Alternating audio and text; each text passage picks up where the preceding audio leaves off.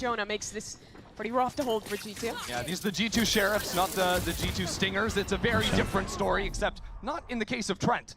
Already has found one and calls in Baby Bay for some support, but it's just not going to be there. Sentinels making quick work of this once again. And they get the spike down. Easy peasy. Spike planted. Jaw can hunt a little bit here, see if he can get a kill.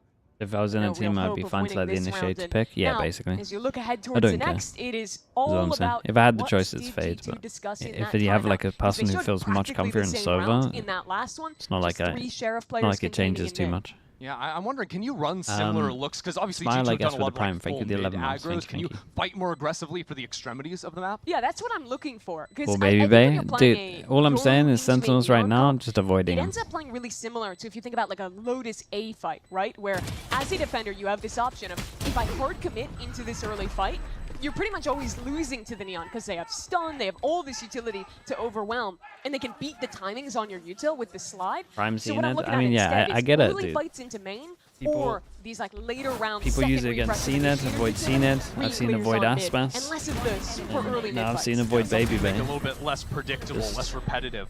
I think G2 are a team Sometimes that you just gotta usually go to play the a weaker lot side. to condition their opponents, so this could be an idea already playing into the defined meta of the map already, with a lot of that mid fight, but if I'm eyeing up positions on the map, things could start to change.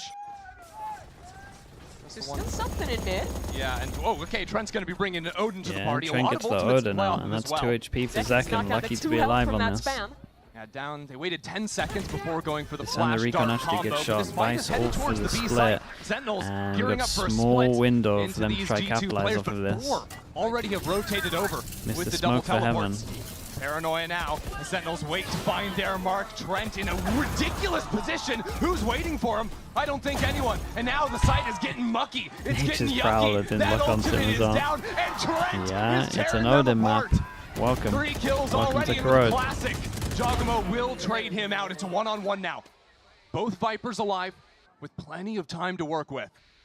Jonah P was so late to all of this. But John holds outside, tries to look for an early peek.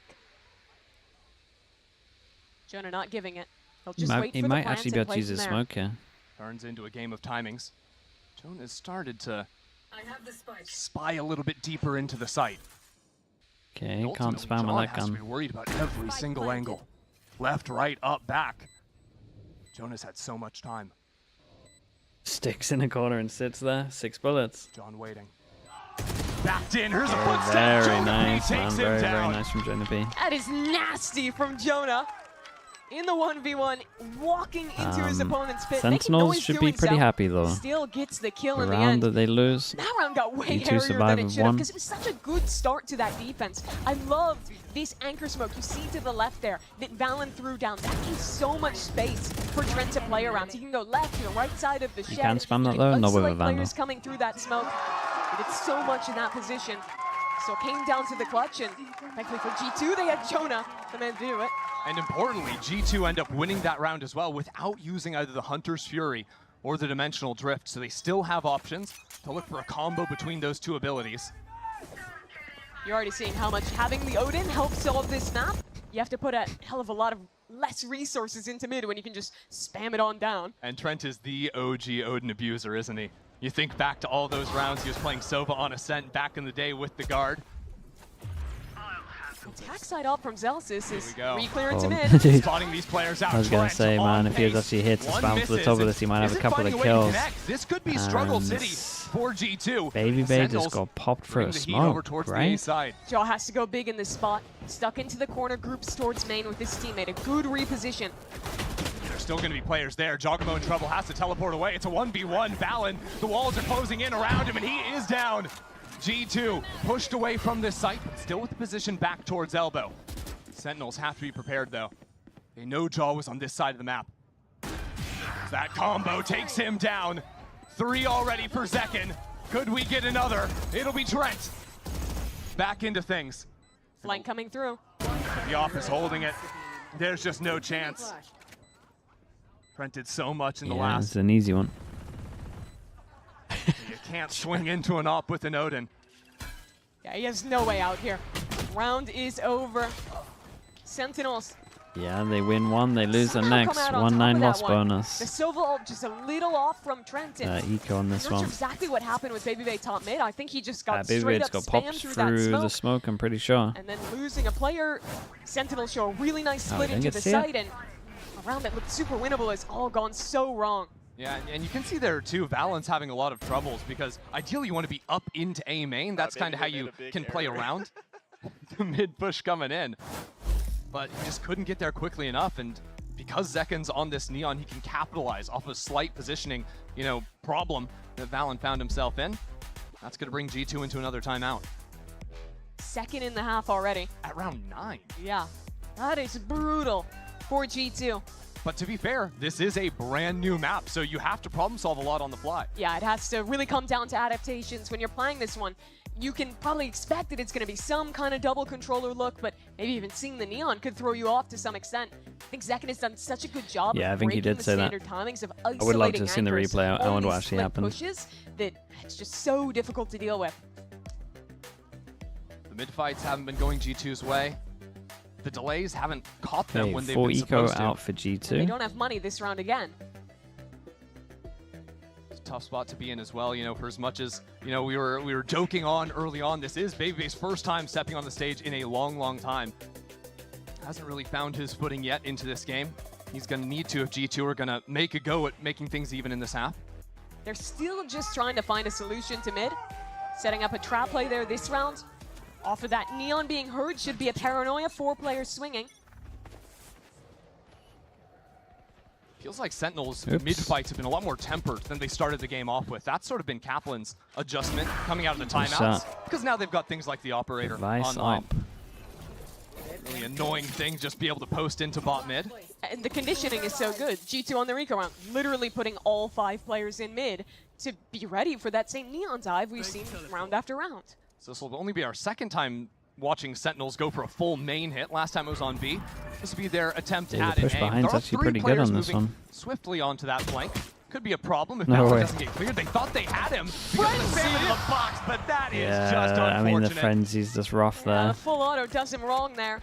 And now Zelsis turns to deal with the flank a little too late. Loses his light. Bang only 1 for 1. That's guns guns here. recoverable. But now Sentinels here to deal with the problem and locking up this anti-eco. Now, once again, we're looking to the next round for G2's real adjustment. It's 2 actually timeouts called going into an eco round from G2. And I like this purchase coming through. Put Jaw on the operator. Couple different ways you can play this. First of all, to set him up in mid, we put got him in a position Odin, to try and we punish got that everything. Neon as Zekin is sliding on in. Or, mid-round, you can post him in a main and then heavily stack the rest of the map. I think that'll do a lot for them as an adjustment. Wait, did Valen die from? Like Oh, okay, no, he's. B. Remember early in that was the there was frenzy a lot of one. solo Okay. lurking, especially taking liberties over towards B in the early round. That's where Jaw's gonna like his chances. Yeah, this off angle is really good. That's a wild kill. Around the corner. That is a wild the first kill. shoulder. Didn't have Zelsis out-opping Jaw on my bingo card. But now this opens up a re-hit late into A. Little pressure applied at Wait, mid, they've and come here to comes Baby the Base execute. site. Yeah, Baby Here we Base's gonna go. call in This is the support, moment. But already Zekin is flying at They're actually it hitting is his site. not comfortable to play First with time. now. Good reposition. Waiting for his timing. Maybe trying to get inside of this wall. Oh, no. How is Baby Bay gonna play Oh, this? no. He's getting slid on. He's getting schmeeked on. He can't do anything. Dude, the Omen Sentinels flash on came the in. site. I wonder if he was tempted to go for it. And bye-bye to G2's chances in this round. You're buying op. They saw him, yeah. Tipped by Zelsis. And then Sen just run over your anchor. Zekin is having such a good game on the Neon right now. Like, single-handedly, not only is he having, like, Dude, crazy impact I gotta on see these the Zelsis executes pick. as a fragger, but he's also forcing G2 to put so many see resources it. into dealing with that early mid-fight. I don't think G2 has actually managed to win that space pretty much ever this half. No, it's been a drought for a long, long time for G2. And by all accounts, we come into this match, and it's very exciting because it's G2 Sentinels, the undisputed 2 best teams in Americas this year. But it is also G2 coming in with a substitute at a last minute. Sentinels were always going to be favored here. Yeah, and it's also weird because it's The both Neon these Wall, no, the teams Neon coming Wall, in with not a the lot of reactive time, Neon Wall playing a was tournament incredible. in the off-season there. I don't think he after realized just how Masters good it Toronto was. That they both attended, and then Because having, obviously he's like, just trying to it's like save his only a life, week but of practice, if a little more, little it couldn't less, have been to any be able better. to come out and prepare for stage 1 Oh, or it's stage close. 2 Big rather. swing. Right. The thing is, though, both these teams talk such a big game, especially when they're But that's facing a off great shot from him. against Did each they other, get him? that there's always something riding on it. There's always that want to win.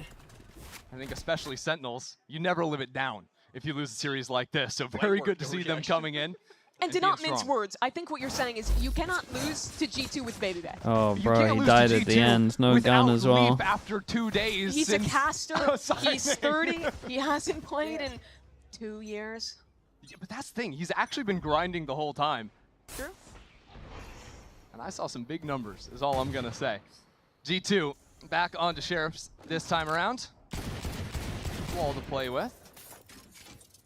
Sentinels might just want to not reinvent too much. Might not want to show too much. It's another exec onto the A side. This time Zekken slipping over to left side of the yard. But then he time for redemption for Baby Bay. Waiting for his team to come Not out the best behind gun, the wall. but Very measured approach from Sentinels thus far, and as soon as Balance pushed back into him, he's able to make quick work. Bro, Zekken is farming. Zekken's having way too much fun right now. And Zelsis looking like prime Aspas, CNED, shutting down the rotators in from mid. Sentinels, they've really started to simplify. The first 6 rounds was conditioning this mid fight every time, and since then they've figured out that they can just bully the A site. And Zekken has just been running a clinic over there. It's made even more difficult because if you try and fast rotate, push out an extremity, you have Zelsis always there on the contain with this operator as well. This is the control style of Sentinels that I want to see them go back to on the majority of maps. It reminds me of like when they were at their peak playing on Split, like Masters Madrid era. John QT as an IGL is really good at not just these slow double controller comps, but at working the Neon into it, at having Zekken is that they got too many ults, man. They got too many ults. It's 10 rounds. Now he's just been calling hit after hit after hit. And this time, geared up to move into B. What do they have to play with? It'll be that Steel Garden mainly. A Nightfall on top of it. Bang could even get a little bit fun and go for some teleports into the site. We're going to see. Doesn't look like G2 want to put up too much of a stop just yet. Jonah P's actually out there with the classic because he couldn't even shoot his gun. Second, man, come on, Bang dude. Back up It's still no one's waiting an for him. official That's game. a couple of kills. Now G2 can only approach in through mid. Bang with a shorty in hand, trying to stall out as long as possible. Nightfall to try and counter out this utility being thrown in from G2, and they haven't made any progress into the site. It's retaking through one corridor, Christy. They have no way to get out. There's a crossfire, there's an op. This is brutal. There's just nothing you can do. They put down a smoke on the left side to try and cut off this crossfire, and it's completely worthless. Sentinels very, very nice take for Sentinels. every single one down. Yeah, they just look more drilled on the map. I love what we're seeing with Bang on the omen snowball here. pretty Double well. TPing first into the Zekken's site, looking then into good. his teammates Viper Orb up in Heaven, Zelsis is not and missing passing all shots the way really when he around actually sees to people. completely cut off both Elbow and Heaven. The player there dies, and suddenly G2, despite having a somewhat winnable retake, they're just locked out because they're only coming from one direction. It is clear to me that Sentinels were feeding off of the chaos of all of the fights, the scraps at the start of rounds, these post plants as well. They are looking sharp as we head the into the map. second half. I don't want to say the map's defense-sided, but it is. Kind of makes it look a little rougher. Red Bull gives you wings.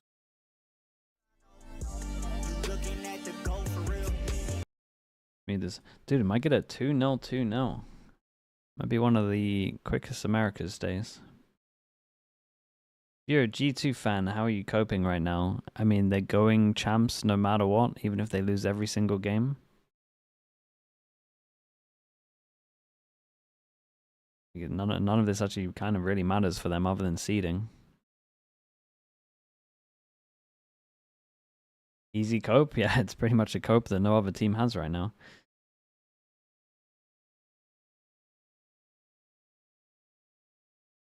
You think Kuroda is going to be the next PAL for EMEA? Nah.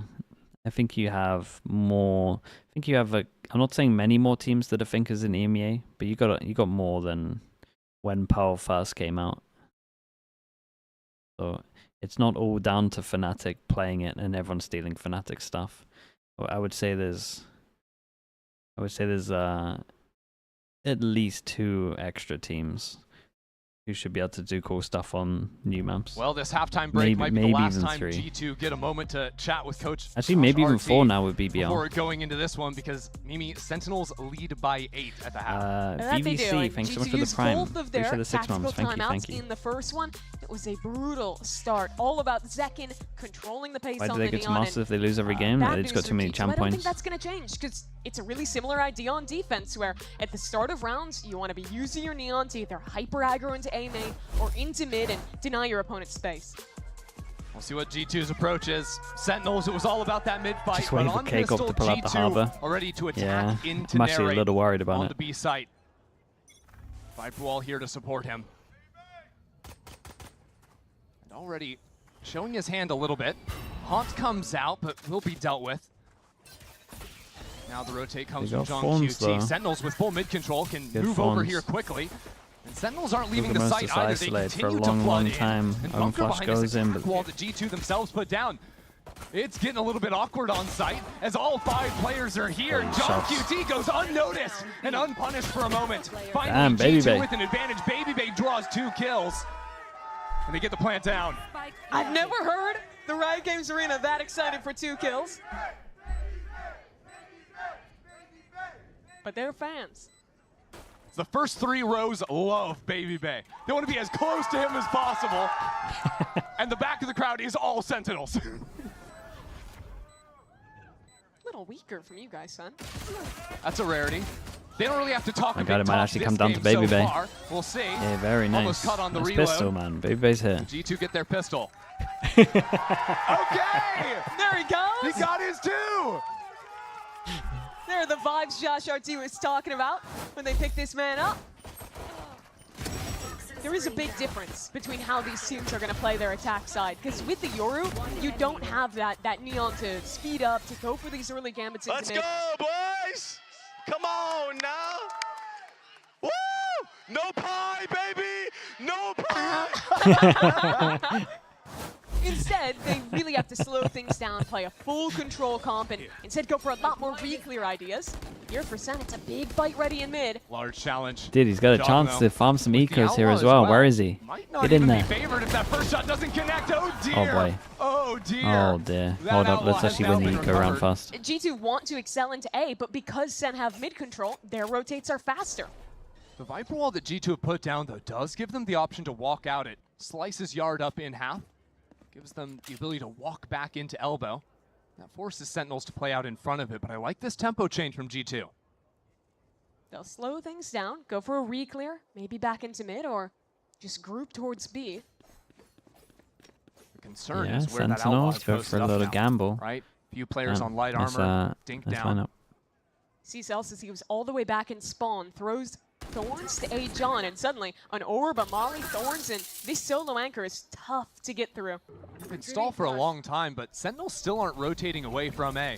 Thorns. Still some worlds where this could be a fake. Don't want to get caught on the rotate. So now it'll finally be the call from John QT. Hey, that's a lot of utility, counting 3-4 players. Yeah, the drone walking their way into the site. There's the whole of the site, though. Numbers. Where do G2 want to One fight? goes I'd like to see down. them take elbow Yeah, here, they're gonna but take a little bit of it will be a space. brawl. This is a good chance for Baby Bay here, Now man. the snake bite is down. Big chance. Baby Bay and Valen. Baby Bay on first contact, lining them up, and Valen to capitalize off of it. The rest of G2 follow suit. It's 2-on-1 second, a little bit too low to make a go at it. So a bad start to the round, losing out on Jaw early, but a great recovery from G2. That's the style you need to see. Slow down the pace. Don't let the Neon run all over you. Take your time. Jeez, this take first map contact, control, man. It's and fine. make a confident, informed decision. Exactly. And it'll be something G2 know as well, because they're playing the Yoru instead of the Neon. It's really hard for them to quickly capitalize if they see Sentinels overplaying on one side of the map. They can't have that same level of reach that a Neon has sprinting into a site. And with that style, I expect to see a lot of rounds end like that, with these really chaotic retakes. Giorgamo buys G2's Outlaw team fighting again. is going to have to take a Wait, step up from the first half. did they save this? I'm so A confused. mess of smokes thrown down into mid. Sentinels were throwing a lot of that attack Viper Wall that sliced through mid, but G2 have a different read and actually abusing Yeah, those this is the thing with the angles. Omen Smoke Yeah, is there are why a some lot of cheeky teams ones on this map. have been You can playing jump up a little bit of on this Astra box in mid and pretty much is fear over normally any it will smoke have that some your kind opponent of is placing, unless angle it's that for one of Viper Wall. these. Yeah, and that was their own Omen Smoke as well that they knew the angle of. That's something G2 have drawn up in the labs. As a little re-clear look is going to punish Giacomo. Narrate is gorgeous on those 2 shots. G2 actually still have this space. Throw down a smoke before Valen decides to retreat. But again, it's a B site that has really strong stall utility. Wall ready to go. Vice wall as well. Thorns, this is tough. Thorns activated. Might have to contact Sender both at the same a little time, bit. They both ignore the wall, just get right in front of it. But now paralyzed on top of the Thorns. Baby has found an opening. He tells this. Looks right behind him. G2 get into the site, trade out their teammate. Plant the spike. Honestly though, Straight up 2v2. Found out where they both are. Trent and Valen Space made. split up. Trent is one off the ultimate, but he has a fight against Narrate. Narrate on the flank. The wall not an option, and Trent wins it out. 3 for him on the round. And now so many corners that Valen could be in. Bang's got to take his time. Shadows. Paranoia slow, but what angle does he didn't check? See him? That's ridiculous. I think the call might have come in to save. Yeah, I think the call did come in to 50 save. credits in the bank. Wow. Hey, I mean, nice 3v4 on site. Pixels forward. They got great trades going on. Underneath him. That could be a kill. That could be an honest shot at the round. Literally half a second difference. And now for G2, they win that round. They keep Trent's off, and they've won their bonus. They won't change from what was Clover to just a ranked agent. Dreary game. It looked like this could The ranked be like agent 13-4. or maybe certain They're in a position teams where they can really come like back, and it all started with this off angle. Very nice job from Trent, punishing that player in mid. Let's go round by round. Let's get this shit, bruh. I still can't get out of my head how weird it is seeing him playing again. Yeah, but it's like hearing his voice sounds normal, you know? But not saying that kind of stuff. No, you know what I'm saying? Doesn't make a lot of sense to me still. We'll get used to it, depending on how long Leaf stays out. But this one's looking a bit attack-sided, isn't it, Mimi? Yeah. Sen are going to call a timeout pretty early here. Won't have money this round, so looking ahead to the future. I think it comes down to, with this Neon, where you can actually get aggression without being punished early on. Because G2, you see the way they're playing the map. They are always set up in these super passive positions. So I wouldn't hate to see Sen almost lean into a bit of a slower style, right? You can still show something early, like an A main take with a Neon, but then on that second refresh, go into more re-clear plays back into mid, try and punish these lurk players. Because those like late round lurks into A, into mid, that's what allows Valen to call this slow style he loves. Exactly. Excelari, thank you so much for the themselves prime. a bit. Thank you for the They're 5 so months. used to playing that fast style, those skirmishes for mid Yeah, on he their goes back in attacking game. side that Let's do it. maybe Trent need to has adjust all. to G2. But they are starting Full with a fight eco here. pretty much. We've got save guns, couple of sheriffs. That is in A main. Only Jonah and Baby Bay to receive this fight, and there'll be a paranoia too to catch out these players. Uh-oh. Here it comes, Prowler spotted. Here's the paranoia, and Baby Bay's down. He's kind of just out gets in the away with open. murder. Exactly the kind of trap you want to see from Sen. Wait for someone to walk up, have the punish with the paranoia and the slide, and now you get an advantage to play from on your eco. Got a ding. This is almost the weakness now of how G2 play. They hadn't already taken space into mids. That drone comes in from all the way bot mid. Look at where this Vise wall is placed as well. Oh Gonna dear. contain towards B, but they're losing space elsewhere. Jaw trades on back. Yeah, Sentinels wanted to keep the pressure up, go for a re-clear into mid, but Yeah. every single Also corner this, they peek is being held. This Viper stuff is like It's a good pretty start to the hard round, to but deal unfortunately with. for Sentinels, G2 too good to trade this one out unless Like gives they you could change space to walk through this Now choke 11 HP each though. time. Honestly, if they keep Like throwing this already Viper planted. stuff, you'll probably see Sentinels put the Vice wall here, How do G2 want to hold on to this? just so Two that players this back doesn't into cause elbow. passive pressure. Again, trying to bite off of Valen's contact in the corner of sight. Play these deeper lines and force Sentinels to show exactly where they're going to be approaching from. Prowler already into the site, makes it easy for Valen to throw that paranoia and fall back again. It's these layers upon layers when you hold into the post plant.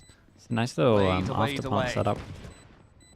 And Sentinels are now starting to feel that time pressure, starting to feel the pressure of being outranged and I mean, they'll get outgunned. absolutely wrecked by an Odin, but other than that, it's pretty And good. just minced to pieces.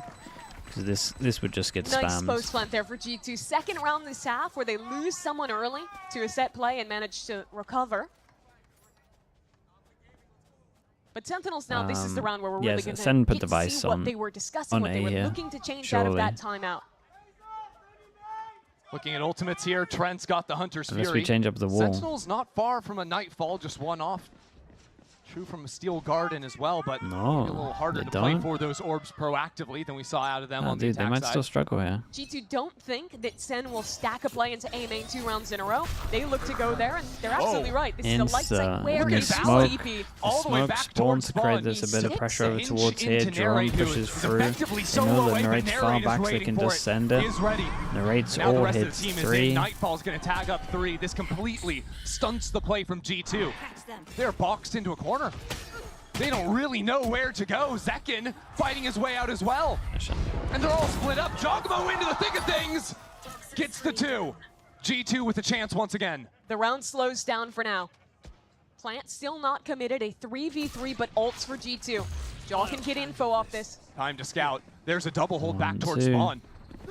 They don't know if that is. And now the Hunter's Fury to connect. Trent tags the first. Shots coming out from the next Jogamo, one. It's man, what a round, dude. Jogamo with a 4-piece. Hunting for his ace. The IGL on the other side. John QT's been revealed. Jaw's waiting right on the other side. He's ready for sick round, dude. Sick round. Gets the ace. Incredible from Jaw. Yeah, his flash to get the first 2 is lovely. His third one, he's getting out of the ult as the Sova's ulting as well. 5 rounds in a row now for G2, and this was just beautifully played by him. A perfect flash out of the ult, off of the timing of that burst from the Hunter's Fury hitting to get the kill. And then he just keeps it going. That is a thing of beauty right there. The iBuy Power ace. Of course, you can go over to iBuy Power socials. They're giving away a $100 gift card and $100 in iBuy Power. I'm still surprised Sentinels aren't putting Vice over towards A. Could be dealing with this passive pressure so easy. Sentinels have slipped into mid. Again, continuing to fight over this corridor on the map. G2 have found success even without doing the same.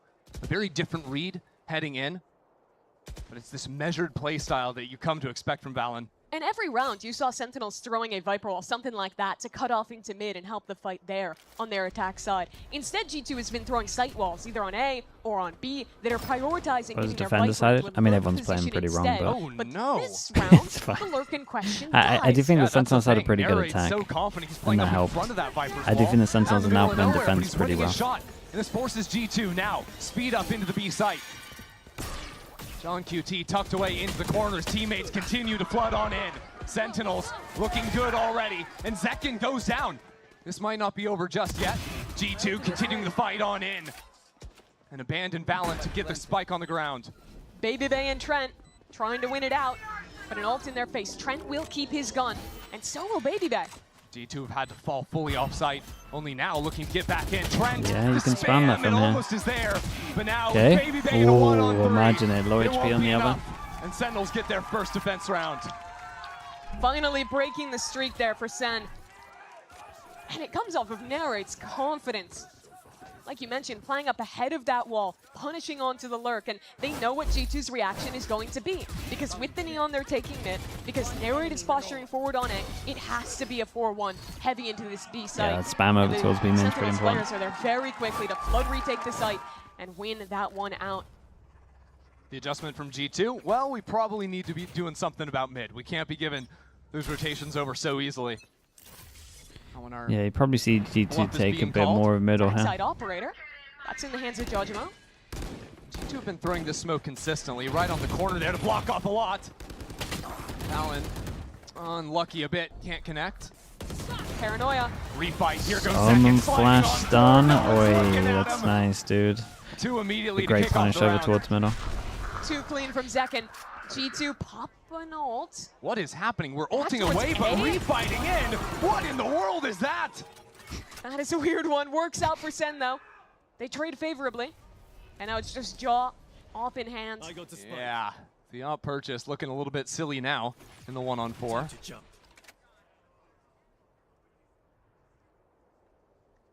And that teleport would have been seen. Oh, Brutal timing for Jaw. Okay, 5 goes at it for Sen. There's a good punish over towards middle. The thing that was working for G2's A, so you probably see them end A here. And instead, go for a re-clear play. Especially as mid's been getting them wrecked a bit. And the Haunt coming in conjunction with that slide.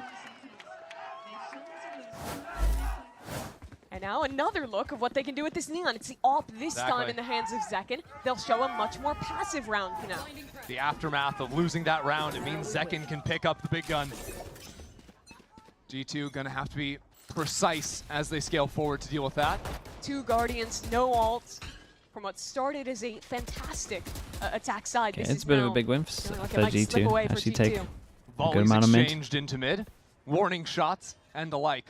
But once again, Nere challenged on the first angle. That up falls, and now the refight from Nere. Paranoia only hits the one. Sentinels have lost out completely on this side of the map. As soon as you get mid, everything becomes easy. And now it's going to be a clean A post plan for G2. They still have Vi's Thorns to hold off. They have all 5 players ready to go. G2 actually get that cycle these smokes as soon as this orb if they can survive one more round, it's kind of doable. Challenge. Slips in. Here's players jumping away. Hold on, nobody's home. He's like if they can win the next round, they get so many ults. On the left side. Obviously, they got to win this one as well fast. That's the first. There's a whole lot left to do. Sentinels blinded up. Still stalled away. I mean, they're tagged up. They're getting shot at. They're getting shocked at. And now they might just fall away from the site entirely. They're saving. And this is such a cool post plant from G2. You see where their wall is. That's what I was talking about. This that allows post plant, yeah, it's super strong. Threatens the Viper this there. is but what it also when we did our video at the beginning, plant, this was the wall that I was thinking is most likely. The retaking players have to push through your Viper wall to challenge. And there's so little space around the spike outside that wall that it's really difficult to actually have a double swing, to actually cover someone defusing. And makes an already tough site to It just makes a lot of sense. Good enough to plant. Good for splitting, walking out here. Same thing once you take mid control. Just creates a lot of passive pressure. Going to be something Sentinels will consider. How to work past in this timeout. They're going to be calling now all 4 used. I would be insanely surprised if the Vice isn't over towards A. Yeah, gotta make it to OT if you want another chance. Last couple rounds, I have liked what Sentinels have been showing. Schmarty's with the prime think within 19 months. It didn't quite work out Can he there. spam A-Link with Odin? Good question. A-Link. But I think that idea is generally good. Yeah, there might be a bit of it that you can. G2 is a team that is really good at kind of finding that angle, finding that punish. So I like the overall idea from them. But I think where it's been suffering is in some of these really late rounds, when they're actually playing the retakes.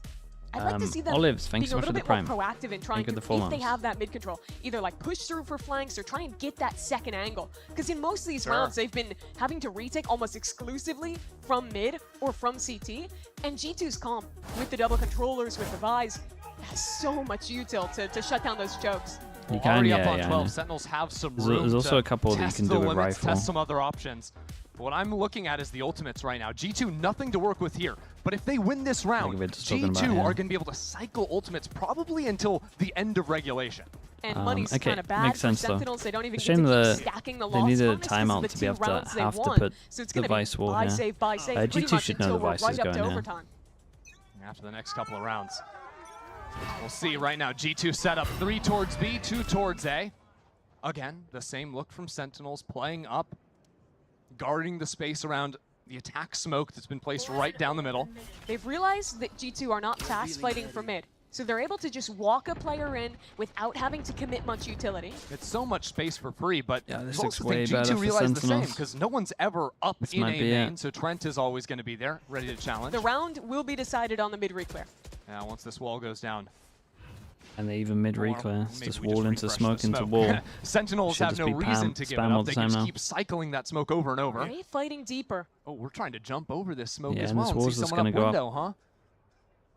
But I like this because 45 seconds in the round, Sentinels have decided, yes, we were up there, we could have kept fighting, but G2 have lost so much time. Sentinels can now give up that space and chew away at the clock. Drone into A main. Makes Sen think this might be another Breaks hard the wall. G2 hit there, but instead it's a heavy walk into mid. But still, you gotta start looking at the time. For G2 to catch. Mid control a little bit over towards A. And John Split QT. B. But they're separated. And John is in a great They have pose. to play on their own on the slant. Oh no! Who's looking at him? A 1-for-1. That'll be good enough, but now Narrate prepared into main, and no one else to challenge him there. A quick hop back into the site. It's such a nice reposition from him, but he pretended to be a drone for half a second. Yeah, I thought he. Exactly what Narrate needed. Sentinels down in numbers, but they're always coming back into the site and now onto the flank. The challenge, but it's a knife in Delsis' hand. Somehow Trent chalks it. Now Trent paranoia it up. His Sentinels running to the side. It's a mess on every single front. Trent There's some movement right there. And all of his starts to work with. But they know where he is. And he's still worried about a flank. Yeah, he kind of needs to get a kill before he server but now sees that there isn't a flank coming in. Has to put away the Hunter's Fury. Needs to challenge. To half already. There goes Trent 1. And Trent does not get the next. Nicely done from Sentinels in the enter. Strike first here and take her out. Yeah, you could tell that some of them didn't have like the most time on this map. There's some nice Viper stuff. It's obviously a good timeout to put the Vice over towards 8. It helps him so much. The spearhead of Zekin leading the way. 22 and 15 for him as they end the map. Not a bad scoreline, not a bad scoreline. Still, I think G2 can't be, hanging their heads too much after the momentum they were able to get at the start of the second half. Remember, they were down so big. They were. It was truly a good recovery from them. Get rid of that first map now. Looking ahead towards Ascent. Wall mid or wall A? What are you talking about? Attack or defense? Ready to go there. Is it default? I feel like mid feels so hard about it. You talk about the wall mid or to get to figure out what the read is of our best two teams and see how scrappy Sentinels are willing to be. The only good wall, in my opinion, is the for middle.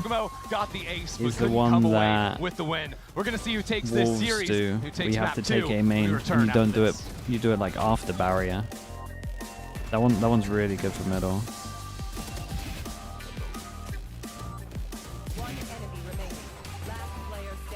I think the wall over towards A is really strong, to be honest, just because of the passive pressure. But yeah, if you can't fight middle, then it's hard.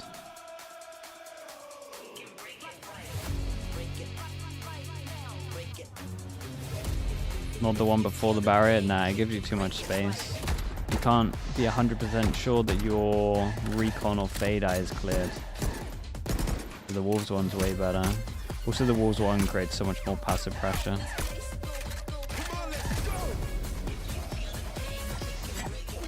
You can't do it as a default because you would just get owned from. Well, maybe. People will probably try and punish you for walling.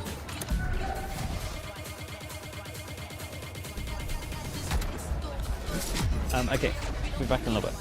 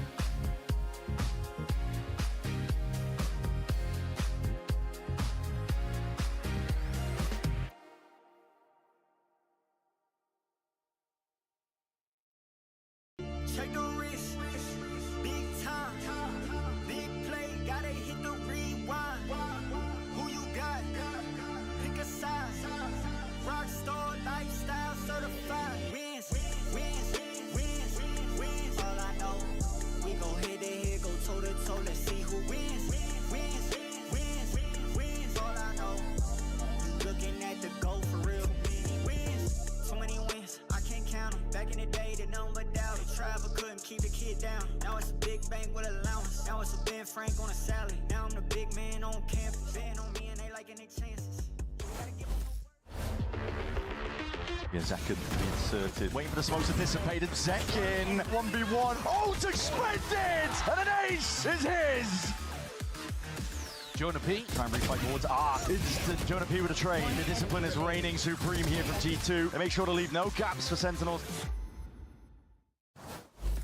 Here with Kaplan, the coach of Sentinels, a very hard-fought Crow. It was 10-2, and then it got real tight towards the second half. Something I want to ask you is, when did you find out you would be playing against Andre Baby Bay Francisti? Because we've all found out pretty late, things considered. Did that change your prep at all? Did you talk to the boys about how you're going to approach things differently? Because, you know, Josh RT tweeted that he's a caster. He watches other teams. He has watched you guys. He has cast you guys. Does that change your prep at all?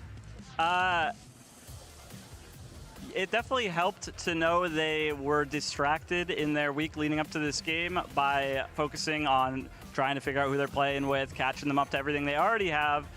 Kuro just came out, thought maybe we'd have an edge. We have a little more time to just focus on that. We have way less to worry about than them, so yeah. Best luck on map 2. Thank you. And that most definitely was seen in the first half for Sentinels. They closed that one out 10-2, but then we switched things around, started to see some life out of G2 Esports here. Welcome back, everyone. GBA with Alexis as well as Doug. And look, I mean, we don't have to sugarcoat it, right? G2's coming to this one. They have a sub, a guy who hasn't been playing for a while. So the onus is on Sentinels to get this win and do so in a declarative fashion. Yeah, we're definitely expecting Sentinels to come out swinging. I honestly wasn't expecting G2 to kind of bring it back and make it a closer game towards the end there. But yeah, it makes sense that Sentinels took this win pretty cleanly. Yeah. I mean, they go. For G2, there at least was a few bright spots, right? You had Giacomo picking up the ace. You were seeing some really good ideas on the attack as well, Doug. So it didn't feel like G2 were out, like out on the water without a paddle. But at the same time, that was very clear they were dealing with an insurmountable lead that Sen had built up. Yeah, and I honestly, I take a look at, I listened to that conversation that Kaplan just had with Liz, and I think about their stage, and that shows me that they were ready for Corrode and they chose not to sit on it, which is something that a lot of teams will do, especially early in the stage. Teams with international aspirations, let's sit on it, that's our pocket, we'll bust it out in playoffs, and we'll really catch a team by surprise later on in the stage. For them to bust it out week 1, map 1, I think to me shows just how seriously they're taking this stage. Because every single champion point is going to matter. They had a nice attack. The boys on Sentinels, and that I think is a. Yes, you're so right on that, right? It shows this willingness to like throw things out there that typically wouldn't. But also, I think it's another thing where they were playing to what the advantages were for them, right? One listener, they knew so much that for the Prime, G2 had very limited time with Baby Bay, and you heard Kaplan say that, Alexis. It was like, yeah, we knew. They had. How was NRG? Was an aim diff? Yeah, for sure. And I mean, I don't know how they could expect Zekin to come out swinging like that. Like he was looking really clean, and even just not even multi-kills that he was getting, but just his movement. Like you can tell he's so comfortable on the neon, and on a map like this where there's a lot of corners, you have to be very particular about where you're sliding and all these things. And Zekin is just. I mean, that last play from Zekin, just throwing the aim off the players. He's just skipping around like a crazy person. Just brilliant stuff there. But for now, though, let's actually go and check out what's going on with Josh RT as Liz is standing by. You're the coach of G2, Josh RT. Now, you just told me we've only scrimmed Corrode once, so we're putting that behind us. Almost a comeback, though, so that's very impressive. That makes sense. Moving into the next map, what is the plan? How did you adapt Baby Bay to this second map, and what are we going to do to make sure we can make it to a map 3 and win the entire series? Ascent was one of the first maps that we worked on, so I was just leaning into Baby Bay's comfort, and we've always been a great Ascent team. So we're gonna lean into that. I know Sen is pulling out their best cards right now, pulling out the Corrode right now. We had one scrim, we had a trial week, so like obviously like it's not gonna be ready, but we brought it back close. It shows that there's some weakness there, and we just need to get a confident map in, and we're gonna make it a close series. All right, best of luck on map 2. Yay. Okay, Damn, dude, he's calling him out for picking corrupt. Between what we were hearing from Coach Kaplan versus what we were hearing from Josh RT. Josh RT's like, hey man, they're already busting out the corrupt guys. What's going on here? It's just Baby Bay. Then they're going for the cheap shots. Yeah, and that was kind of what I was alluding to earlier. Is it does not look like Sentinels are necessarily wanting to leave any stone unturned early on. I think on the other side for G2, something that stood out to me is the fact that they are going to Ascent. It is interesting that he said it was a comfort pick for Dre as well. Yeah, that's true. I mean, well, I remember the first map I casted Trey on Baby was Bay his Jet on making a Ascent. debut. So There's a big change. There's a big difference between the Jet. Who knows? But of course, send it back over to your casters. It's a dumb as we get pin. ready for map 2. You got Mimi and Ender on the call. It's a dumb pin. Yeah, you know, we're going to be jumping into agent It's select such a difference, bro. He's been playing. I don't think we're he going to be played in the getting team in Tier 2 from 21 to 23. Everyone, again, in the first 3 rows would love Still to plays. see the Baby Bay Jet. He's radiant. It might be It's from not the another same. time, Mimi. The joy it would bring me to see him play Jet would be amazing. But yeah, I don't think it's going to happen. I imagine we get something boring. Most teams have moved away, and Chamber. Chamber. The chamber vines. We said they start using some chamber vines. Please don't play with a waylay. Please don't play this with a waylay. Duelist player. I tell you what though, if they do play it with a waylay, their defense is going to be outrageous. But they should play with a chamber player in Yorin. NA of that period. He always played dive. He never played chamber, but he's a great offer. So it makes sense to some extent. It could make some sense. It's going to be like double Sentinel ideas for both of our Baby teams. Bay chamber. Let's see it, man. Yeah, I do love Let that him our loose. 2 best teams are not boring. Because we've seen in Americas the 2 times the Sen has come up, it seems switching back to Cypher default. deadlock. And here we are with double Senti, Ooh, which we get I the still 4 think different are the Sentinels. strongest comps on this map. I'm really glad that you think that this is exciting because I feel like dude, everyone in Americas was playing default comps pretty much, so it's cool that we get these. Right I was a little bit worried. It's a little bit fresh, You never know what you have till you lose it, and having to watch those last 2 default Ascent games made me really appreciate having this. So, win conditions for G2, buy Baby Bay and on. Okay. Anything else you need? When you don't have enough money, he can press his ult. Yes. Done. Yes. Solved. And we love that. Very good. Very good.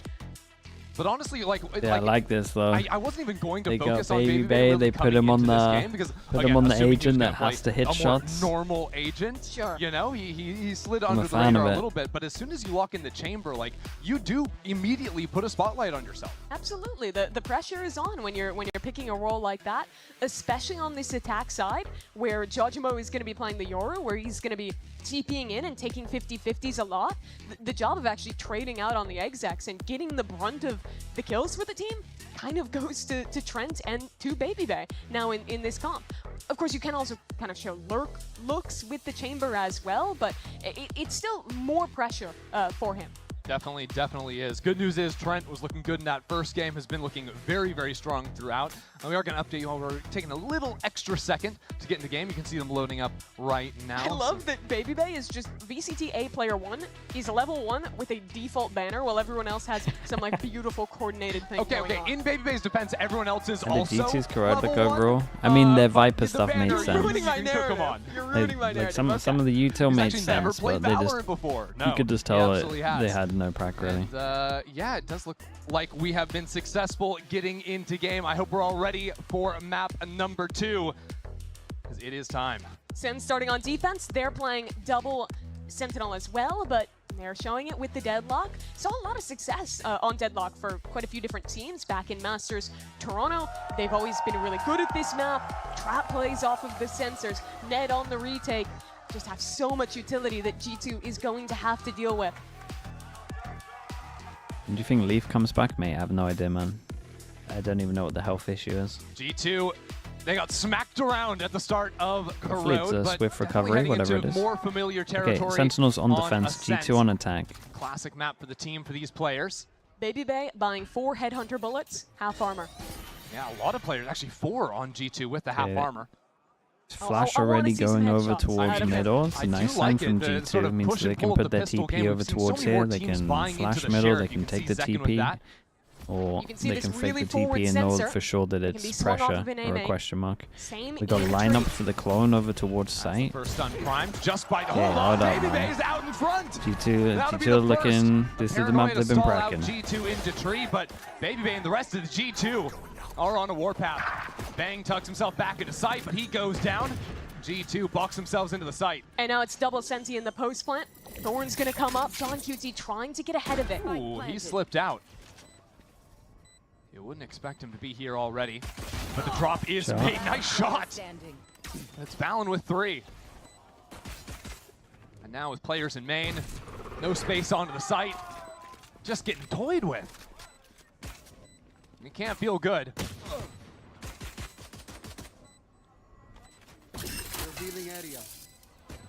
That can't feel good either. Damn, nice shots, bro. Baby starts and closes nice shots, yeah. Nice shots from him. Opens it with the headhunter. Closes out with the sheriff. Gotta feel good. It was a rough map one. 7-17. Great signs already for G2 though. Vice flasher middle's gonna set up the Yori default or pressure, and they had the clone line up over towards short as well. When you impress Trent, that's when you know it's good. You know it's good. That's real. G2 looking way more comfortable on this map, though. You saw they had really good protocols to clear both of the sensors. On one side with the clone, on the other just baiting it out and then scaling it together. It. Really nicely done from them to win the pistol. Okay. What again. Dude's got an outlaw, man. This guy can farm, bro. He can farm this. He's off to the good start 2 in the pistol. This is the 30 bomb that people were telling me about. Trip goes in close and clears close left. Gets shot from far back. They know that close left is clear. They kind of missed their timing a little bit, but I like the idea.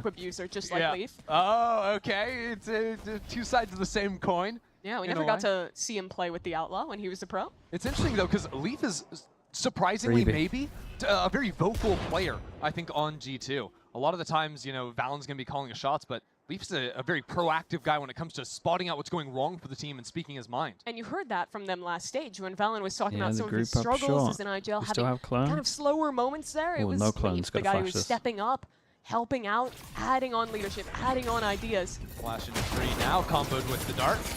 Will be traded away.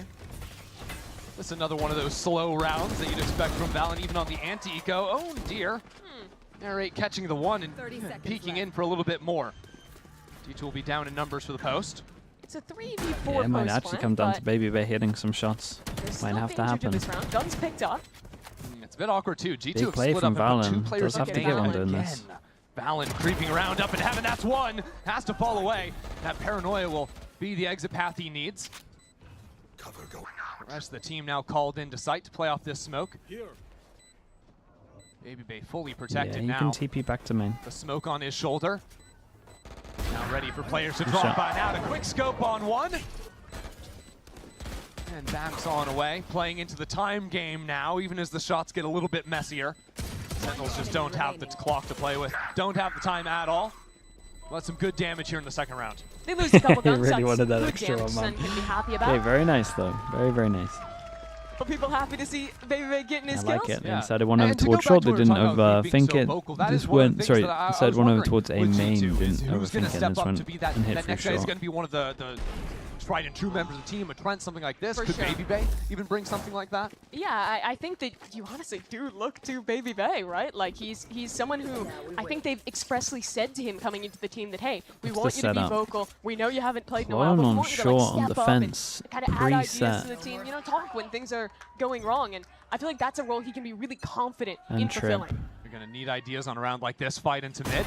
Nice shot, creeping down his first of the game. Great shot. And now with Jogamo out of action, it's very hard to do much of anything. And when you lose your Yoru before he uses that clone, it's so hard to play into double Senti. That's your best tool to break you down. The entry is gone, and Baby Bay now has full freedom to actually just face and swing angles. Everywhere, just littered around. It's actually on him to just go swing everything, try to get a pick. You didn't think that was real? No. If anything, the wall kind of works. And these walls too. Although I kind of like with the chamber. I think they missed the wall. This wall, it's a fake wall because obviously you can kind of see through it. And Chamber's allowed to play on an off angle like that. Is it literally just a trap so you're meant to go through and then you miss your first shot and then you get stunned and then you're trapped? If he gets a pick here, they can really quickly pop a B split because he'll be teleporting back to his Omen as well. The issue is there's still 3 players back on B. Dude, the issue is they got to do something. So it's a little bit ready for. And now, like you're create saying, pressure over towards short, but keeps the 3 on A. It's 2 on B right now. It's actually doable. 30 seconds. They've got plenty of time to get in. 1 kill trip, 1 camera. Damn, bro. Recon's good. They kind of know their backside. Just be the side anchors. John and Narrate in opposite ends, opposite corners. 1-for-1 might not be enough, and it won't. It's a bonus. G2 have the site. Plant comes down. Paranoia for Bang. That's the best hope to make this retake still work. Bang's going quickly. Still has a paranoia, but he wants to take the fight first. He's out in front of things, and his teammate isn't there to trade off immediately. Good round from them. G2 take the bonus. 4v5 as well for them to do this. It was good. A clean man down. Baby Bay got an important kill. But Baby Bay applies so much pressure individually over towards A. Keeps 3 players on that side of the map. Leaf said, hello Leaf. It all comes down to this fight, Then right? would be bottom 5 without Neon. Killing Zekin. That means the rotates are then coming super slow into B. And it's just a matter of... Then would be bottom 5 without Neon. Big bonus! And it was. And winning the trades on site too. Yeah. I mean, that was the strange thing from Sentinels, because all of their troops were spread around the map. They didn't have anything to play off of on the B side itself. They just went and it's a loaded played question, their own man. angles. And weren't even able to trade out even. I've been done right, man. Here. Yeah, but it's a trap with a couple of classics and sheriffs. And no one really there to receive it. Molly deep. And G2 scaling protocol is always some of their best looks. Okay, right? It's very second hard saves to enough catch to make them sure out that in you a can have trap. an op. Because of their utility, here comes the drone over from Tiles. First of all, second scene. Now the trap play is burned, and it's just not anything. Jogamo is here for 2 quick kills. The rest of the team flooding in, and by the way, I was gonna say Baby Bay's taking space, so, man. Insult to injury, because this round is wraps. Hold on, Chris. Baby Bay is 5-0 on this map. He's owning on the entries. And is the headbang through a wall? Yeah. Really nice. They got great ults here.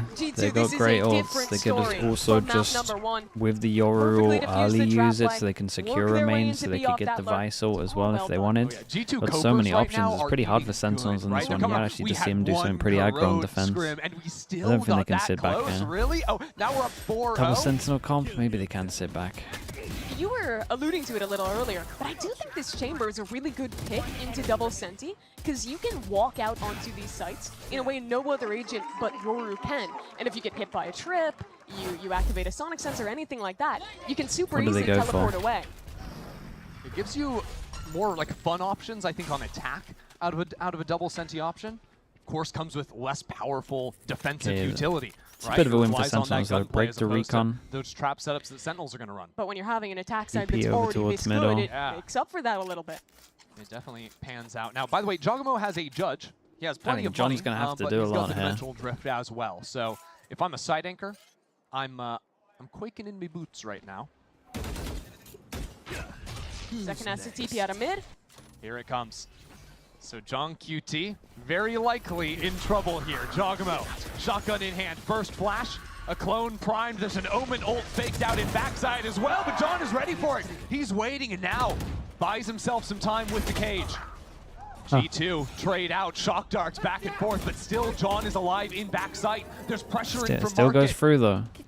John does go through. I think Baby Bay needed to send it to the guy back aside there, but all about John holding down alone in backside. If he doesn't get that kill onto Jaw, then it's a G2 who has easy site control, who has tons of util to win out this post line. But not only does he get this first pick, but Dorf's down a cage, gets an anchor smoke from his teammate, and then all of the support util coming in is just beautiful. A flash from Zekin combined with the dart, that gets him the second kill. And then he's just there, causing problems as the rest of Sentinels eviscerate G2. When Sentinels are rotating quick through mid, Baby just Bay like gets on the Corrode, up out, and the rate has really all. Okay, next Zalsis round, with a kill. Baby Bay attack side off. What is he oh up god. to? Oh, he is netted in a one-way. Good thing is he's chamber, so teleports up to the high It angle. looked pretty rough.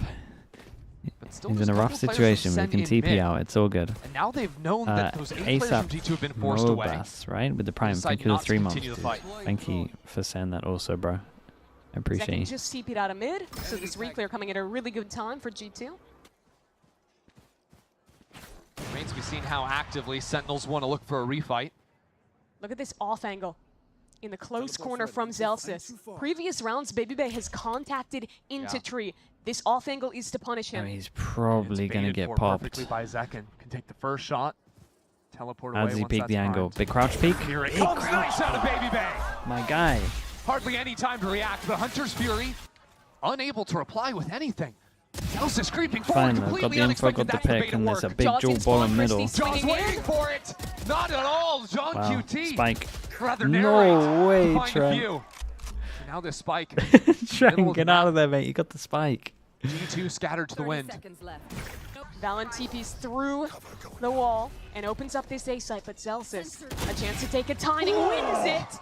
And now the ult in a 2v2. What a shot. But it's down to 20 seconds. Yeah, I mean, Raid Boss is still Celsius here has the ultimate with to the try and plant. pluck someone away Trent from the gets ult. site. It's being baited out. Now he's holding Not on to really it. going to be in a position to use use that it to unless he wants to enter kind of into the site. insta-rip it from floor here. Become a human drone and trade 1-for-1 if this fight doesn't come to him first. The ult goes wide. Is them both. Trent hiding. Waiting for his moment. Takes the high fight first. Damn, dude, really? That's a sick round, man. That's a sick round. Okay, Sentinels win one, they lose the next.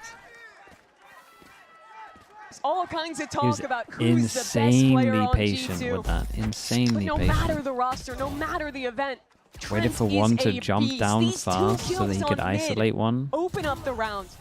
And in the 1v2, he plays it perfectly. Crab walks away from hell, tucks front dice, and isolates both fights to perfection. Not just the mechanics, but just playing that clutch so intelligently. I mean, it's vintage Trent, right? This is his map. Sova, Ascent, he's back. Putting Odin in his hands, and we've come full circle. Then we really are back in 2022, right? We've got Baby Bay FaZe, the guard Trent. Double timeout? No, this is their first one. The last Tier 1 event that Baby Bay played was LCQ in 2022. That was also back when G2's core was still the guard playing against him. They had a game back then. Now he's side by side with these guys. I mean, Baby Bay's last map was also on Ascent, except he was playing Phoenix, and he pied. In literally his last Tier 1 game. And now he's crushing it on the Chamber with G2. Yeah, 3 years later. Already doing better. On an even bigger stage. Okay, that's a step too far. That's a step too far. He ended with 4 kills. He has 6. That's just math. I mean, okay, you're not lying. You're not lying. I accept it. But Sentinels can't really allow Baby to Bay have with happen the if ult. they keep running away with things. And Change up at the timeout. They're going to buy an op. this will help a lot. They're going to push him into mid. The dimensional John drift. with the John no is armor. forced down onto a stinger. Yeah, just making sure they can buy next, I guess. But Off wouldn't it be 2-4? Interesting little dart option towards A. The whole time, Baby Bay really thinks that Sentinels are going to creep forward. I think having a read that Zekin has the opportunity to come in with the sniper and to walk into Oppo Rosa. Dude. Oh, okay. He actually gets pretty good He's timing out on on the this. timing of his gate crash. Everything's around those timings. Drone goes in, dude, drone for drone. Seconds before, activating on they're some going other to hear side the of the map. drone, What and G2 are they doing should is trying know to make that sure there's a Zekin high can't chance they're teleport setting away. it up. And they only show the Vice. Now the Sova drone seen. Sen will start to get suspicious. Baby Bay already posted up Bay. and waiting. He's giving him a wave Successful midway with these through. openers. He gave him a But the deadlock util is still up on it. Probably another 15 seconds on that wall. Oh, little sooner. Falls now. And G2 understood that timing perfectly. Really selling the spake with the clone and another behind, but Narrate getting That's that really kill hard into about the mid has made smokes, man. things a little bit uncomfortable. Dude, nice double now he's out in swing. the open. He's been caught Yeah, out trip in the over open a few towards times. middle Look at though. Baby Bay. No one's He's running capitalized off into of the spawn. trip. They have a Dude, split Baby through Bay market. just accepted And the trip. John GT is super isolated here. John Dude, is it setting sold free. it so well. G2 are running the map against Sentinels. John, Dude, I with a think they're stinger going in hand, third do we map, really man. They think look he too can do good. it? Can't even They find the actually one. look too good. G2, they were executing B at the same time as they had Yeah. a lurk They full were- coming up mid Trent's and full cracking running up, through man. tree into A. They won the They absolutely own this they map won the right now. Instead, Sova we're calling drone another off on B timeout. main. They really did. I don't quite know what to make out of it. An operator won't be a possibility for Sentinels coming in. They need to stop re-clearing into these lines that it's possible for the chamber to be posted on. You're playing this control style comp, right? So you want to repeat to find some information, but when you get later into these rounds, it's also entirely valid to just bunker back into a site and force G2 into you. Yeah, and I think that is the change they're going to want to be making. Because Zekken has been getting punished in most of these rounds. And even if he's like staying posted on a forward line, he's almost always taking the timing TV off his gate crash, close to getting out of control. To deal with the pressure that G2 I think is providing it's elsewhere. I think it's a nice timeout. Easy reclears into mid, they get a lurk embedded, and then the map explodes. The problem is, like you saw in that they're last getting round. really owned to Even if sit you're just him looking at back. the clock at the top of the screen, G2 will be in one place. I'm worried now for the that they're first trying 30 like seconds fight. of the round, and then in a minute 10, they start moving because that's when Zekken's got a TP. And that's how you make playing against Deadlock way easier. Dude, they got an eco Bait out the anyway. wall, Baby and Bay then, gets the outlaw. Okay, set your watches. We are going to wait until that fades, and then we can play the game again. Well, Sentinels forced down onto pistols. Chat, is Baby Bay in the fantasy league yet or not? Hard to run active plays either with a comp like this, so can't even have I those gotta sharp know how attack much it's gonna throwaways. cost, You man. see Narek keeping 3K in the bank. He'll be able to buy an op next round. That's a good spot. Drop that over for Zekken. Zekken's been doing a lot just playing down into bot mid. But again, he's like always getting flushed out or taking a timing TP before he can actually have late round impact. He'll take Leaf spot. Oh, really? Drone should be coming in. Damn, dude, that's big soon, shoes. You'd think if G2 wanted to continue into mid. As a matter of fact, that teleport goes back and Honestly, for the exactly when memes, Baby Bay posts could be up to worth see if there's doing. going to be a deep peek. Could be worth So getting. pull out your checklist. Push away the Yoru, pressure into tree. Okay, we've got out the net. That's 40 seconds right there. Yeah. It's all a game of seconds for G2. And of leaving Baby Bay in very lethal positions. Outlaw in the close corner here. Yeah, but you should doesn't know actually that have there's a a high TP to get chance out. there's like a No, Bucky he's or a expecting Judge. These re-clears that Sen have been going for. Maybe starting to get a bit impatient, and that card is going to be heard. Yeah, big flash. Fake Yoru TP into the smoke mid. Big flash into pre-aim. Need to be a right click with the classic. Nice flash. In for a shot, dips on away. And now the second wave to follow. Paranoia in. Jogamo trailing. Inching his way through the site. G2 are really taking their time. Even with 20 seconds on the clock, let's let Bang be an issue. But not for much longer than that. 10 seconds is all G2 will need. No one else in a position to deny. The last two members of Sentinels race in. But G2 is established. The Outlaw posted towards heaven. And this retake feels nigh impossible. It can be hard to pace yourself on a site hit like that. Yeah, it looks like they right? don't want to give him kills. I think when you're playing without a jet to go flying on in, jumping up on top of Generator, you need to have that patience. G2, I think, get more value out of Waiting one for Yoru Nova flash Step. than almost any other team you watch in Valorant. Sure. They do such a good job of taking a tiny bit of the map with just one piece of utility. You saw the fight in Tree Room there. All they had was a single Scallon with Yoru the tier 1. flash. Thank you so Baby much. Bay Appreciate swung, the 18 they got months. the opener. And then they maintained thank you. their entire bank of utility to Man, I actually swear, just overwhelm all the Bang games as the desk when site you're anchor. asleep. They're always no very 1-7-1s. conservative with how they're using that Americas, util, making sure when they you're have here, something in the it's bank for non-stop. that last second hit. And you need to make every little piece of utility count when you do throw something like a chamber into the comp, because he's not offering you a whole lot in terms of active fighting util. Yeah, contrast that to Sen, who have a net that's going to refresh every 40 seconds, that have the refresh on that Sova as well. They have that one extra piece to work with. But this will be the make or break round of the half, probably for They Sentinels of the 7-1 map. On twice top of last that game. too, Oh, really? Zekken Wow. has been able to buy into the operator, has a dimensional drift to play with too. Shower, thank you so much, bro. Split Appreciate the mid pretty much gift, every dude. round. Thank you for doing that, Now mate. instead repost towards Cat. Standing ahead. I've seen Baby Bay go for the safe fight a few times too, but the one Okay, way is a little Zekken delayed up out over of towards Sentinels. short. Recon play goes around out. with the dark Celsius timing kind that of G2 just have has to been defaulting accept there as this. well. And there's the util. Single Yoru flash, they full take A main. G2 are causing a ruse and maybe leaving an Yeah, I insert mean, it's a strong with Valen. default. That No one spike is switched still out over on on this the one. B side Oh, of the boy, map. he might.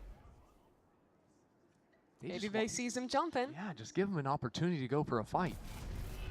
The weirdness is that Valen still being here could even be a second threat of a lurk. Okay, flash over towards Baby Bay middle. were to See if fall. anyone was middle, and they fake TP. So, question mark created for G2 over Get out towards the net. middle, pretty much without The having wall, to even rather. step a foot anywhere here.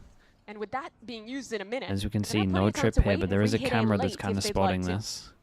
We'll say, though, G2 are picking the right site.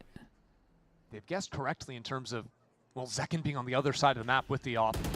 But Bang can stall out for a long time. A paranoia yeah, trip back to on clear Jenny. close left, see if anyone pushes through door. We're gonna have to call in the Hunter's Fury if G2 want to get into the site. There's the first. Bang's still alive, trying to dance around. He's teleporting in place. That is not going to work.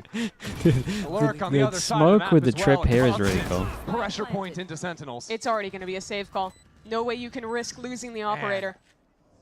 That was the whole game plan coming out of Sentinels' second timeout. You got fawns, and then if you push through the fawns, you get hit by the trip, and there's a smoke here. So you kind of perma-stuck here, then they're ulting on top of it. Get 3 players posted there, and pretty much do nothing else So for the rest of the you round. kind of have to play They just 2 on full site early waited. or 2 G2, off the or rather, site. Sentinels have been conditioned that, okay, a minute into the round, there's going to be a re-clear in mid. There's going to be all of these pressures in different parts of the map. Right. Instead, they Or I just guess sit, you fight wait, over the towards wall A falls, main, and but it's not what you instantly want to do with a ripping deadlock. that It's execute. not what they want to do with like that comp. 50 seconds of the round, and neither team had any info on the other team, right? Apart from a few pieces of utility. And G2 go for that snap play, and it's beautiful. And that's one of the drawbacks with Zekken picking up the operator, that you don't really have a player who's going to be able to put themselves on the line to, for example, go re-clear mid. Right. I mean, he could have looked for a forward line, right? He could have fought up into B main, looked into mid. But he's afraid to do that because Baby Bay's When been do holding you, there with off most of these rounds. So instead, he was back on I think stairs as to be well, able to see if it's a different approach out of him going into the next round. The extra Sentinels like do still stress have levels, the money to the buy around him Sentinels, and play it out knowing again. that it's Baby Bay, Starting to it's slip so, away. it's so Jogmo funny, 1 man. point away from his This own score dimensional normally drift you'd be too. like, sure, man. This round, Zekken will I fight don't know. forward It's like in an mid. ego thing, man. If you got some egos But I on like you, this this clear stuff, from Battlein, this nice stuff damage becomes a down. little rough. Zekken now waiting, but a teleport away. It hits that a little bit more. G2 have the read. They know there's got to be Zekken down here, right? But that drone was shot away at. Drone getting no value means that Okay, flash goes in, so they can't fake TP. Nice little Do they have an combo piece. extra layer when their flash This time he actually stays, hits ran someone? out of time on the gate crash, has to use the second to get out No. instead. Yeah, that's Can early they into have the an round. extra No layer? options to reposition. But I think he's running towards the correct side of the map. Yeah. This is where Trent's got the spike in hand. G2 want to sell a fake on A, To an then have extent. the Yoru TP back over, and maybe exact just this into recon. B. Very guess. similar look to the mid-round in the previous with Just 2 recon, players get sitting ready in to main. punish. Spike's coming Smoke back, though. They behind. haven't fully decided where they want to finish. 40 seconds. Late mid control, they got to smoke it because they know that there's pressure over towards bottom Now middle heading after into their cap, but Vice the flash wall gets went placed at off. 40 seconds. We have to break that. And There's no other way for G2 to get into A. Sentinels at least double stick over towards site now after that hit that just Going happened. back towards spawn, trying to Yeah, Omen ult to create pressure like they could be anywhere step towards forward. spawn. Zelsis, shotgun inside of the smoke, gets the first. No one else is looking at him. He has control of main. And if Jogmo is able to sign something, G2 might be right back in it. Into the back of No side way, behind bang. Dice. Bang! Gets his shot down to 10 seconds on the clock. And Sentinels are starting to crumble. Zekken is in here. But now discards himself back into main. Operator The in hand. Vice ult was so well timed that he couldn't get out Every of his single ult Sentinels and actually member is protected the on their own. planter. One flash to play with. Just firing away. Drawing eyes towards him. Zekken is trying to be the bait. Dart online. There's the first. John QT has found his mark, and now pressure goes onto the spike. G2, they can't sit around underneath hell, and John QT is raining up from above Sentinels them. handled this really well. Sentinels get their second. Yeah, Finally Zekken was breaking the streak for the main Sen. one here though. Zekken did so good to just stay alive the whole time. And now Oh, we can do better than that. Bad plant made. They were just happy they got a plant, to be honest with you. It's not like they planned for this in their after plant. It was low time and there was a Euro It's a on their rare head. day when the Sen fans are the ones getting out yelled at. Baby Bay's brought some of the crew. And we're gonna have a moment now. You can settle down, it's all right. We've got a little bit of a tech pause. Well, I blame Baby Bay. What did he do? I assume it had to have been him. There's no one more likely the culprit. We'll get info on that as soon Anonymous, as we thank can. you so much for the Last gift round, though, to was leave. a nice Love that. slight change for Sen. I think they do a better job of being willing to keep Zekken forward. They have a player there. No, who's it actually does, but that breaking doesn't the really drone for happen. him. He gets an extra 10 seconds stuck into mid. And that means by the time G2 is hitting the part of their checklist that is going back into A, dealing with the Sentinel utility, it's like 50 seconds on the clock. and you get this perfectly timed wall in from Zelstis. He's still there with the judge, and you actually manage to stall them out for what feels like the first time this game. Yeah, Sentinels looking better now that they're Okay, same thing over towards middle. But this time they save their recon, and they have drone. So they for sure can have extra layer. Note that there is a teleport right next to him. Oh my word. Well, John says hello. Okay. A little friendly bump on the Dude, shoulder. B-side's really weak right lay now. the red carpet down into the B site. John QT won the first round from back here, was strong. 4 Sentinels, but so much pressure. Whoa, I mean, what a flash that was. Recon lands lands as the flash came in. Jesus. We'll have to call from the grave. Second time G2's shown around like this. This time they get the kill backside. And still, their buys posted in main. He is going to cause so many problems. G2 made the right adjustments, but now Narrate at the front. The spear for Sentinels. He's walled off. Trapped in main. It's a 2v2 on look site. at Narrate go. He is on a warpath, and Trent down under. It'll be a one-on-one. Zelstis doesn't grab him. Dude, How low does that HP. miss? And he's got to get on the spike. Sees the player coming. What a shot, Jonah man. P What a shot. will take it through. I don't know how Dude, Jonah escapes prison there. The timing Gets walled on the off flash main. recon Has to there commit, is what, one of the 10, most perfect 15 things seconds ever. to spamming it down. And somehow sneaks through the ultimate there. Yeah, The ult, I mean, it bounced off the wall as when he beaming. slips on past that. He just sidestepped These it pretty kills early. from Narrate were lovely. Yep, just barely. Sit down, boy. Sit down, boy.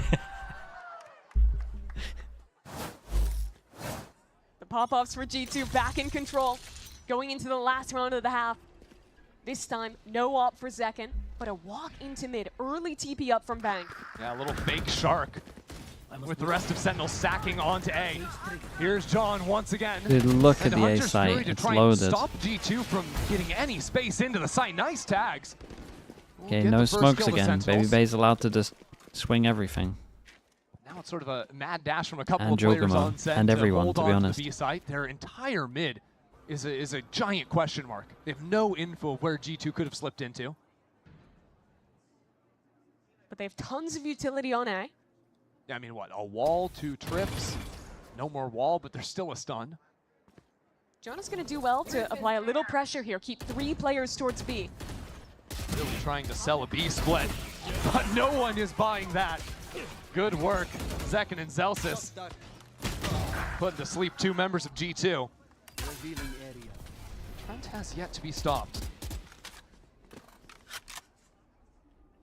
He doesn't know Man, that the A side has 9-3. been conceded. Stuck behind 9-3 this on wall attack. instead.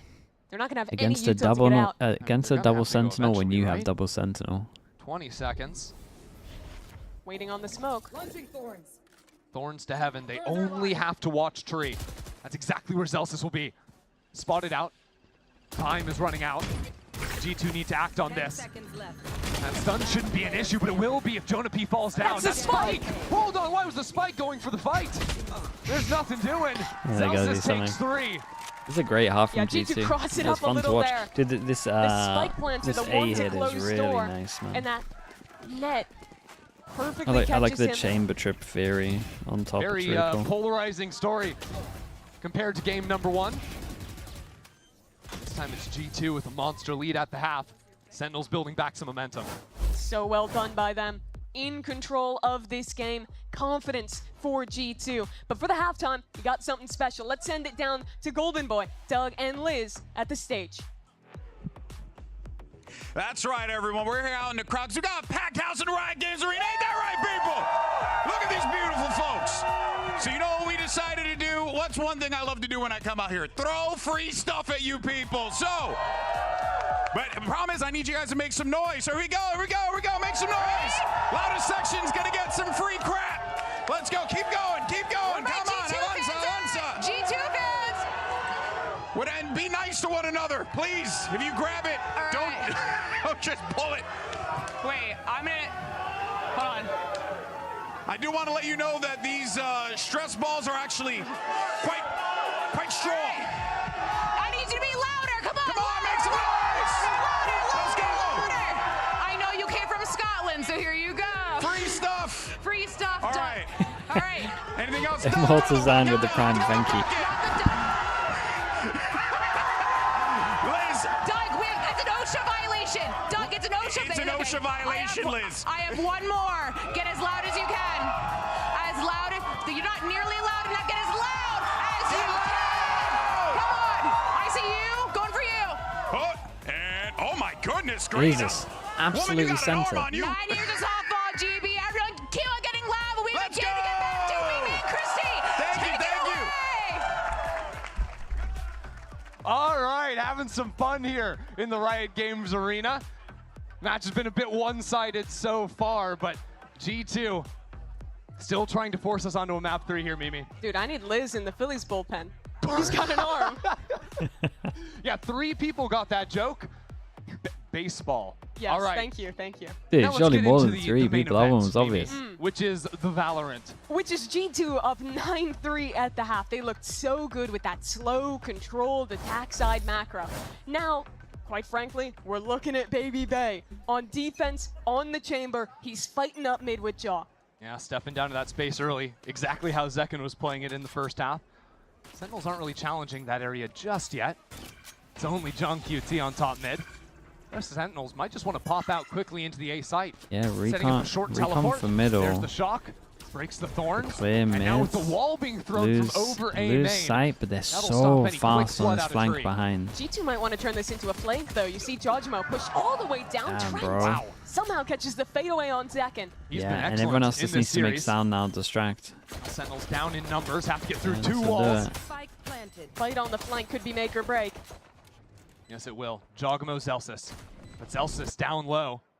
That paranoia on the side. G2 are winning every single fight on both sides, and now Sentinels without any territory anywhere. Oops. Might actually have spotted out Baby Bay. But will it make a difference? Doesn't seem to be the case. Change We're anything. just I mean, we're jumping down going on Lotus, man. flattening bang. We are going Lotus. Sentinels get a plan. plan. They go for stingers. Really They well go for the controlled stinger retake buy. from G2. 10-3 up now. Tovan with the prime. Thank you so much, bro. Appreciate the 7 months. Thank you Bit so of a much. timing, peeking out onto Zekken on the entry. It only took him 11 bullets. Yeah, and that's such a good decision to commit to the flank from Jaw. When you're playing into double Senti, the worst way it can go is when you're all retaking through one choke point and you're getting censored, there's Cypher trips, there's all this stuff you have to break through. Instead, they have 3 different directions of approach and really mitigate the risk that double Senti poses. Yeah. It was nice seeing that Sentinels, you know, had like the wall being dropped down into tree on the hit, but losing fights on both sides, not quite good enough of a look for them. This time playing heavy into B main, probably just gobbling up some orbs. Narrate's got 3 already, so might as well in the grab buy another. round at Check out Baby 3-11. Bay, posted inside of Wine. Has a TP to get back to site easily, and Thorns to support that can be popped cross map to give him some space. I remember G2 back on like Abyss were playing the Yoru Chamber stuff, and it was all often about just being able to play 2 agents that could play nasty off angles, in mains especially. And you accomplish similar things. It's something you might not be as used to. Baby's on not Ascent. leaving. Yeah. Sticks around on the reload. Nice paranoia, but yeah, shot the Uh-oh. goal. And now caught on the reload is a disaster hold up. We walked into this with 1 sheriff. And it's now a 5v3%. And remember when I was talking about the post plant with double Senti? That's where we are now. With the judge, too, jumping out of heaven. It's ugly. You don't want to see that. Yeah, they gave him an outlaw and Trent can get 1 shot. Aegis and Stokes, the Cyclone heavy. Trent could just be the hero. Trying to bring it back. That's 3. Sentinels over eager. Trent, can he? And Trent willing to shut them down. No, that's the optimal way to play an anti-eco, actually. Yes, lose all your players. What? Have Trent pretty much Dude, 1v4. how have the Fine, casters actually. kept their cool See, with he that? saw That was, Narrate on the other was side. He was farming actually the ult orbs, insane. and then Trent was like, actually, everyone please die so Dude, I that can was farm insane. my own ult Oh, orbs, because now please. he's 2 off alt. That's Exactly. so smart. Exactly. It's This all was beautiful, though. The great spray transfer. He 1 resets bullet. to kill the jumping player, yeah. and then does it again. Like tracking the jump through the wall, too. Baby, I can't believe it. You imagine Baby Bay is just in that round and he's casting Trent's clutch, you know? Just the moment of it. I think they drop him immediately. Yeah, I don't think that's a good look. Luckily, don't think that was Maybe happening that gives in that another one. caster a chance. You can step in. Yeah, you don't want to see me up there. We're not even getting the pie. Baby Bay creeps up, but I mean, he did hit Zekin. Oh, I mean, for him, outlaw moment. Nice entries out Raid of Sen. boss Trent. To shut down both there, and after he's doing that run, anything's possible. Kill. And Yeah, and they know that Zekin's 10. A little closer than maybe they got a gun. Especially with Trent Zekin has being one so shot. low. Now, there are double sensors to play with, And the 2 plant flashes is on the Yoru guy on low Paranoid. HP. There's plenty to stall out G2 on the approach, but Jonah P's taking the long way round. Wow. That he is. Zekin's holding it though. Nice shot. And he'll deal with the situation. Zekin figured it out faster than I did. Just a bit more aware. Paranoid used, but there's a sensor to counter that out. And time is ticking. Valen now alone, trying to make it back in, but they've got I it mean, shut they hit down. some nice Sentinels shots there. They hit some nice shots. I mean, you would have G2 will thought be they kind of would. happy considering the guns they had into it. With the rifles. That was a full bonus from G2. They didn't even buy armor on a couple of players. Yeah. Find to mid didn't seem so well advised. It was a dart flash combo basically every single time G2 were going for a scrap. Nice, comboing boys. up Let's those go. abilities. Let's go. Grind rounds here. Let's go. But Sen are definitely waiting for those now. So now we get into the real rounds. Rifle v Sova rifle. ult for Sova. G2 If Zekin gets a farmed killer this and ultimate orb, he very gets. quickly for Trent. I mean, they should be going for that Control's gonna probably. be a big deal. With ultimates coming online quickly for Zekin. You see what having the deadlock does. It's basically an additional initiator tool that you have to early take space on main, but with no one to follow it up. Big Judgment TP just makes pulls them off the less trip likely and to be walks holding his way over into towards one A main. regardless. It's a bit strange right now from Sen. They Spike's flash still left back B main. towards spawn, doubling up and Nice shot. clearing They out flash one. B main They and saw then set Baby Bay Bay in up. that spot before, so Jaw being there, no real surprise. That just deletes him on the jiggle. Baby Bay shut down Nice as well. shots, man. I mean, Lots the of game shots. is simple if you are winning the extremity fights versus Chamber and Yoru. That's a make or break of this comp. You are also going to need to get the spike eventually, one would assume. Valen. Oh dear, this could be bad. Valen starts to line him up, that's 2. Finally traded, but now the distraction as Trent falls out of bullets. Close. Winnable for Jonah though. But what is going, okay, we're gonna use our ult to grab the spike. It's fine. Okay. The Cypher is in mid. There's a 1v1 very early. Surely you're not clearing this John's though. played it well. There is a 0% chance. I mean absolute 0 that we're ready for it. All good. And we weren't. Sentinels are gonna take that round and just literally coming off of winning their fights in mains. Yeah. When you're playing the double get out of jail free comp with both that Yoru and that Chamber, there are going to be rounds like that where you are just walking up, you are alone, and you pretty much just need to get the kill. The thing is, if you die, you kind of need to be sent to jail. Yes. It's like, we can't be getting those agents and still dying on both fronts. Sen players just too quick, delete Hey, both. full eco pretty Baby Bay. much. Some Good job sheriffs. before they can TP. Dinger. First Now G2's Sentinels in money terms of is their ults. bad. Not bad. Celsius would love a couple of kills here. Second, just walking through this. That is wild on the anti-eco. I don't condone that on the anti-eco. You denounce his behavior? I denounce that.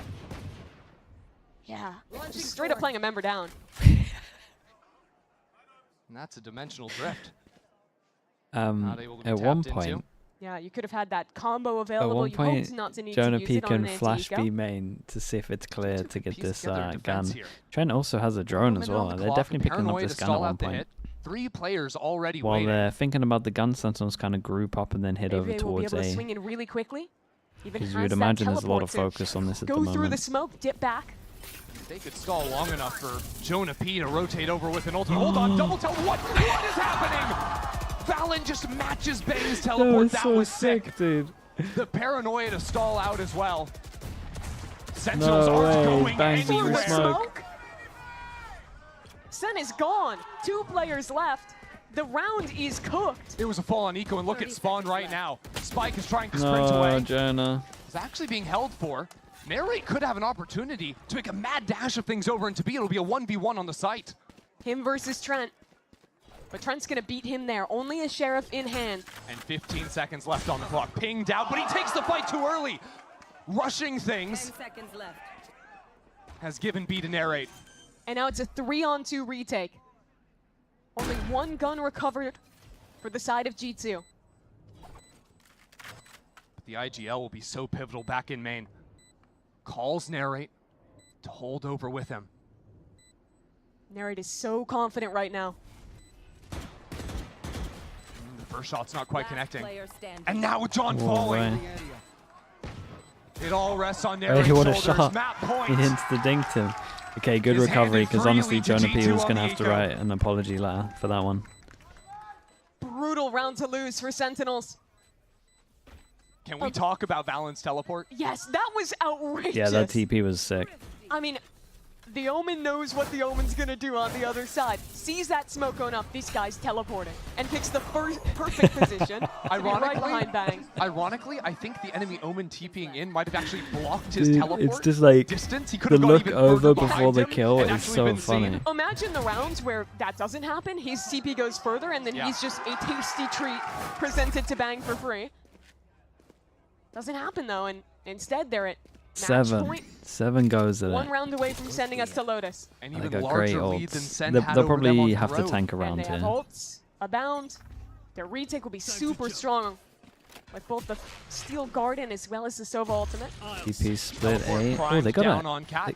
Okay, Zekken taking his time. He couldn't find the right teleport. So ate up actually quite a bit of the clock. Okay, And now the fake Hunter's A Fury into sees the player the up B in the hit. corner. Narrate trying to Good track off info of the teleport. ulting. That's Will nice to secure take out Valorant again. That's smokes. twice I will this say game. Jorgamo and Trent holding relatively strong here. G2. Not much of an over Holding rotate. these choke points more challenging. Jaw will have to be excellent from lane. Hard committed to the site. I mean, he takes a shot, can teleport back. The call back with the Eyes peeled to spike. him. Trent can swing from market. Wall. But none of that's going to come into the fore because the spike is... They lean Mosey heavy on over over to towards A. B. Sen want a fake B. Call back into Yeah, the this is going to spike work towards pretty well. A. Unless Jonah P's got a madness in him. Good news is he's going to isolate jump one. into the site now with the ulti.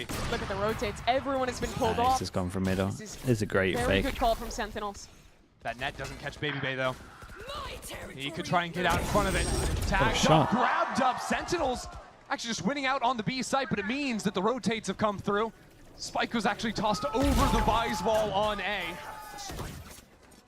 And Sentinels control this side of the map. The whole time, by the way. There's a Yoru back in spawn. Trent's about to face him.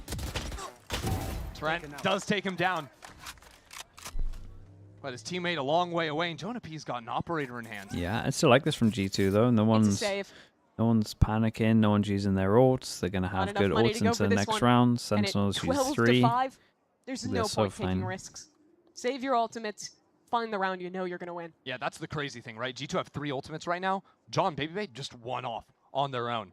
So you could be stacking every single ult you've got to win a round. And when you're up this big, that's exactly what you should do. Play the percentages, don't take any Why risks. does it say boring, VCT save, player 1? And then just find the because rounds. he's the number Use all 1 your player in ultimates and send us to VCT. Lotus. Well, the Because thing he's is, the I think OG. it's just going to be the next round because Sentinels just original used player, all of man. their ults in this one, right? Hunter's Fury, Dimensional Drift, Deadlock ult as well. Yeah, everything.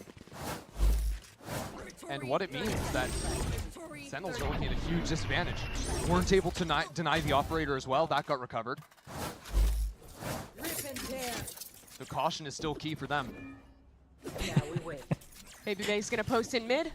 This guy, I don't know what Sentinels do here, really. There's too many ults for them to go up against. And if anyone gets a kill, they kind of get their ult as well in terms of Jorgamo and Baby Bay. Paranoia line B main. Could be a little trap play here. Yeah, trying to push players into Baby Bay to peek them on out from tree. But he backs away early. Trip here, they go aggro. Finding an opportunity to get a kill there. I mean, I like this. Sentinels Let's react get to that this. Yoru ult as They're well. hearing so much. That's 2, Yeah, 3 they can players in definitely B main play for to sure. leave site, But and if as they we call see it over A, towards it's A, the they're double playing to Sentinels leave hook there. site. It's an op, and now Jaw has just TP'd over as well. Well, Narrate drones up into mid, sees that nobody's really home there. Might Baby make Bay Sentinels doesn't have think his that TP G2 for a are lot of sticking it. onto that B main control. That is a strong setup from Brick broken in G2. mid, so G2 have to keep a player there. Sentinels are really eating away at the clock, and I am concerned. Drone clears about a the lot. ultimates John that G2 hears have at their it, so he's disposal in the probably going to mid-round. call his team back to hit Here's over the towards first, just B. to get Fake short split B. Brilliant information, and he's going to spot out all 3 players. So now the ult Hunter's on Fury, they're all top. boxed up. Wait, A little treat now. Jorgamo. And now popping out I of was the going to Dimensional say, Drift. is he Too going high to take risk. his He saw TP the or player not? in B main, gets out of there. Sentinels will take that. Both ults gone. It's still Two a ults 5-on-5. for nothing too much. Not a lot of map control for Sen. Not even a lick of Time's damage for pretty G2. Trent on the other side of this wall. And the flash doesn't hit him. Trent is here for everything. 2 for him and Jogamo to trade. Dude, I'm so excited for loads this one. Now. It's Bang and John QT. Pressure in. Smokes for Chaos. Oi, nice last shot on that. G2 Okay, they absolutely wrecked him. They absolutely wrecked him. Absolutely clinical map for Now G2. No. And what do they play on Lotus? Attack side called beautifully by Valen. And it took a moment, but a cleanup on the defense as well. There was a lot of talk about Trent being a Teo one-trick going into Toronto, all these narratives, but this guy's always been a beast on the Sova. Ascent has always been his map, and he shows up again here. 21 kills on the Agent. Oh yeah. And a 13-6 win. That's a statement for G2. And the numerous clutch rounds from him as well. I think about that eco that almost slipped away from G2, where he's finding 4 kills. It was getting a little bit silly. Both Baby Bay and Jaw doing such a good job in that first half, finding these lurks. Liv's husband with the tier 1 thing for the 18 months. On defense. And we're heading into what has been G2's best map all year. This series is close, and we're gonna see who takes it all when we come back after the break.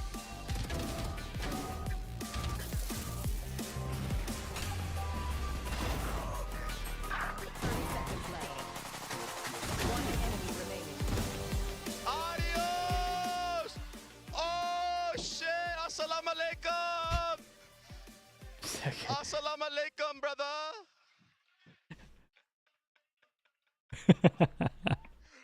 Hey, dab me up, bro. Get over here, bro. Oh, hey, dab me up. Hey, bro. Hey, bro. Wait, let me go. Let me go. Jonah. Alright. Back in a bit. We've got Lotus coming up. Big map. Big map.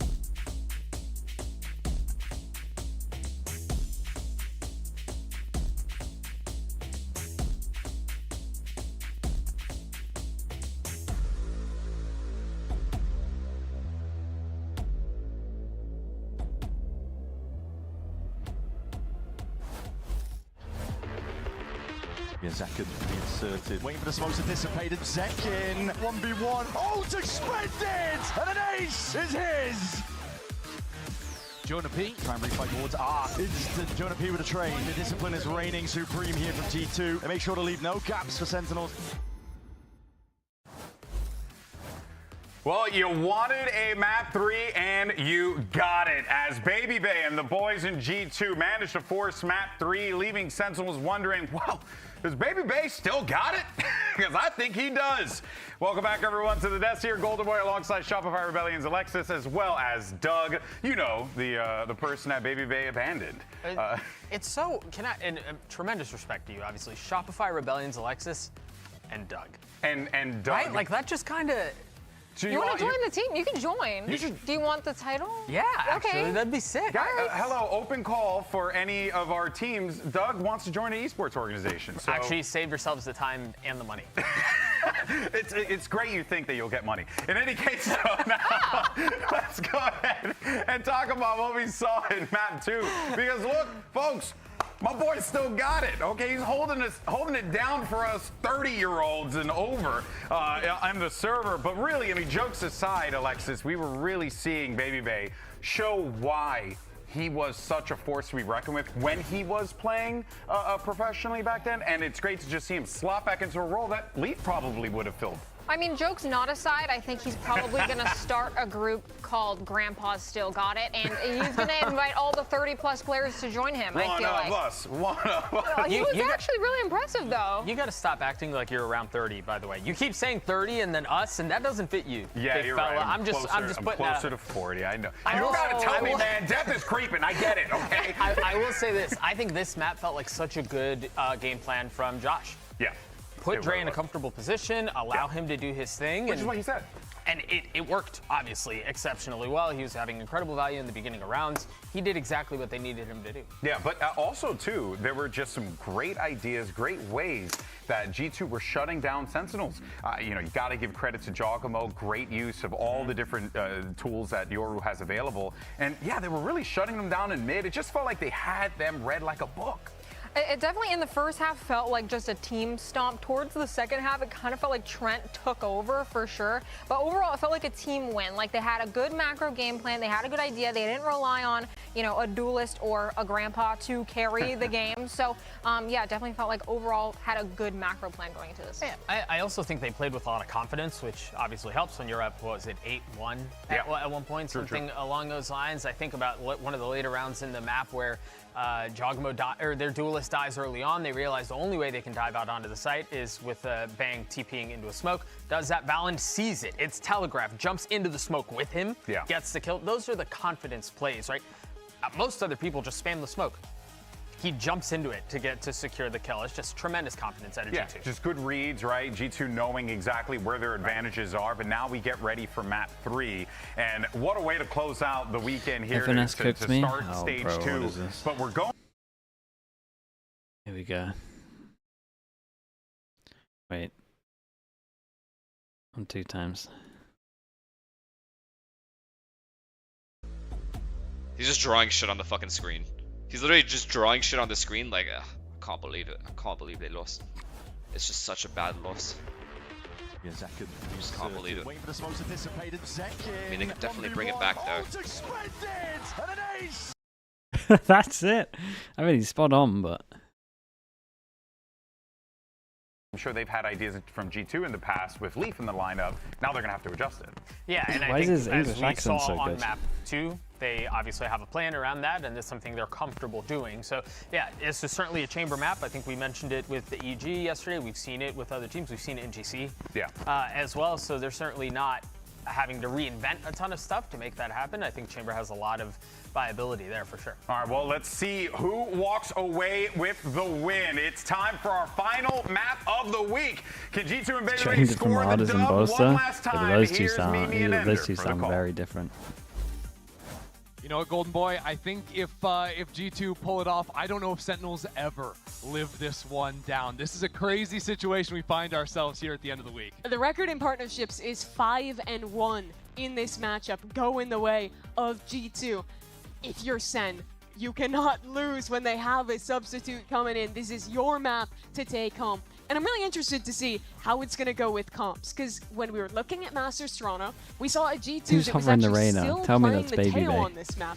Pretty much one of the few teams doing so. You see the hover there from Trent. The question is, will he lock it, or do we get something new? And they actually play a Teo. He's gonna lock it. Okay, so after a couple of Sova games, he sticks onto the agent, and you know, Teo's still very good for a lot of opening fights. Still gives you the free break of doors, things like I mean, this. it's good for fighting. But now this is going to, you know, break continue doors to be early. with the lack drone's of breach, nice for right? And I re-clearing. think the breach continues especially to Rubble. be a question mark, because it was so strong next to the breach and hasn't really quite felt the same. For sure. Caressing Teo on the screen. He wants the agent back. I just think there's better agents. And you know what? If that's how we feel about Teo, keep locking him in. Yeah, for sure. I mean, the drone didn't really get touched. That tool is still super strong to re-clear on defense. And the way G2 were playing in Toronto, I thought it was solid, right? They were just mainly not using missiles like at all off the start of rounds. And when they were going for re-clear ideas, it was almost always just using one of the two missiles and saving the other to have late rounds. You do have to be very careful about where you place them, when you use them, but as long as you're intentional Well, they got a Yoru against he's still viable. Is that Lost Boss up there? Got the Yoru against the What am I Vice. looking at? Be Full nice. chill on the recline. Everyone else is locked in, by the way. Baby Bay is just full hovering the Viper. Viper, a new agent for him this time around. I don't know for sure, but I bet he's never played Viper before in his professional career. I think that's a safe bet. Yeah. And he's played in like show matches and things like this. I doubt he's ever locked the Viper in those. Yeah, I cannot imagine a time where FaZe Baby Bay would have been playing Viper. That doesn't sound real to me. Yeah, but VCT A player 1 is a completely different beast to me. Flexy, I mean, he's flexing, man. He's doing it all. You might not expect it. You might think he's a chamber player. No, no, no. Yeah, it is a collectic agent pool to have to go into the Viper on this last one, playing the chamber in the previous, but it's what Leaf would have done. And Baby Bay just trying to slot that role perfectly. Sen go back to the comp that we have known them to play for some time, right? With that solo fade. It's the first time here they want to see a G2 win, I saw on a sign. I see some cinema. You always know it's going to be a full house when Sen and G2 are in the building, but now it is time for map number 3, Lotus, to determine who is taking this thing to close out week 1.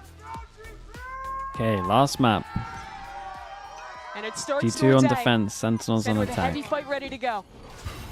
We got a Teo out. Knife into the door early, set up a trap play later on, but neither team overcommitting to things just yet. On top of the roof, so it gets you here. That's nice. Hold for aggression and then head into the re-clear later on. Sen staying passive like this means that Valen gets to stay posted up on C. He's already used a second refresh of that one-way. They'll send forces back to shoo him away now. If things do end up finishing into A, I saw pre-round, Baby Bay dropped his orb over on the A site. It'd be annoying to play around and fall back into these deep positions. Allows a super aggressive flood retake from CT. And right now, Sentinels are keeping their options open, playing for orbs on I mean, they're everywhere. both sides of the map, it would seem, as the spike got full heads up control. into rubble. And tapping this door creates a lot of pressure with wall up. Open No one door as actually well, looking at question that mark one. created. He's going to pull Trent over on the Teo. The And Viper starts rotating, and Drone the and C side looks pretty Prowler's open. here, but not the G2 door. really bitten on this. Now Baby Bay has to walk into heaven I over on mean, B. Sentinels have completely owned it with that Anyone's crept into the pressure space. over That's been a towards gap A. for a good 15-20 seconds. I'm surprised he Now Prowler the this intel and not into the C for site. Valen not playing with this one really at all. It's a classic in hand as the well. so can't 5v5 try to retake. spam away Valen at the spike, and got his Sentinels flash. are going to flip back Couple of towards Sentinel spawn. players pretty low. Narrate in front, back to back with Zekken. Paint shells Yeah, continuing and to they force fight G2 away, Heaven and to try and make sure that they like use Zekken the might Omen want a flash little bit here and more. not on site. Now they fall back. Get that little Valen bit of extra saves it, time though. and ready themselves for the next Oi, shot. This is nice shot. Baby Bay. That was one of the high HP Decimate players. second. And now Utility coming into the site. The rest of the G2 squad not far behind. Jogamo just deletes Narrate. And Zen have been forced to fall away from the site. There's no one left except for John QT. Alive in the smoke with players all around. An Assassin diving in for one for Damn, another. really, really nice. But cannot One thing that I really like continue from Valen G2 will especially is just not using his Omen Flash for Heaven. Baby hits that nasty opening shot and kind of called the bluff. There was fake pressure over towards Heaven here. And then they Omen, what do they do? Omen Flash salvos, lock him in. Waterfalls start to come in, and if you're a side anchor there for Sentinels, you just get overwhelmed so quickly with these crossfires. What's doing, bro? What is he doing? What doing, little bro? And Josh was not lying about the vibe he's bringing. I don't think Baby Bay has stopped talking since he got back up on that stage. No, even when the game ended, he was talking to the cameras before walking off. Okay, Joker can one-shot everyone. By the word, yeah. I mean, he might be. How much he is saying. Teleport over onto the side. Ah, whoa, whoa, whoa, whoa, okay. Oh, honestly? The classic will get the job done. Don't wait to do it. Jaw has been dying on a couple of these anti-ecos. Doesn't happen on this one. Surprising, because G2 are usually so legit shutting down ecos, and they continue to be so here. Nice, dude. One of the better ults to get online early as well. Nice anti-eco for G2. Really nice for G2. And now Sentinel's going to have a buy online for the first time.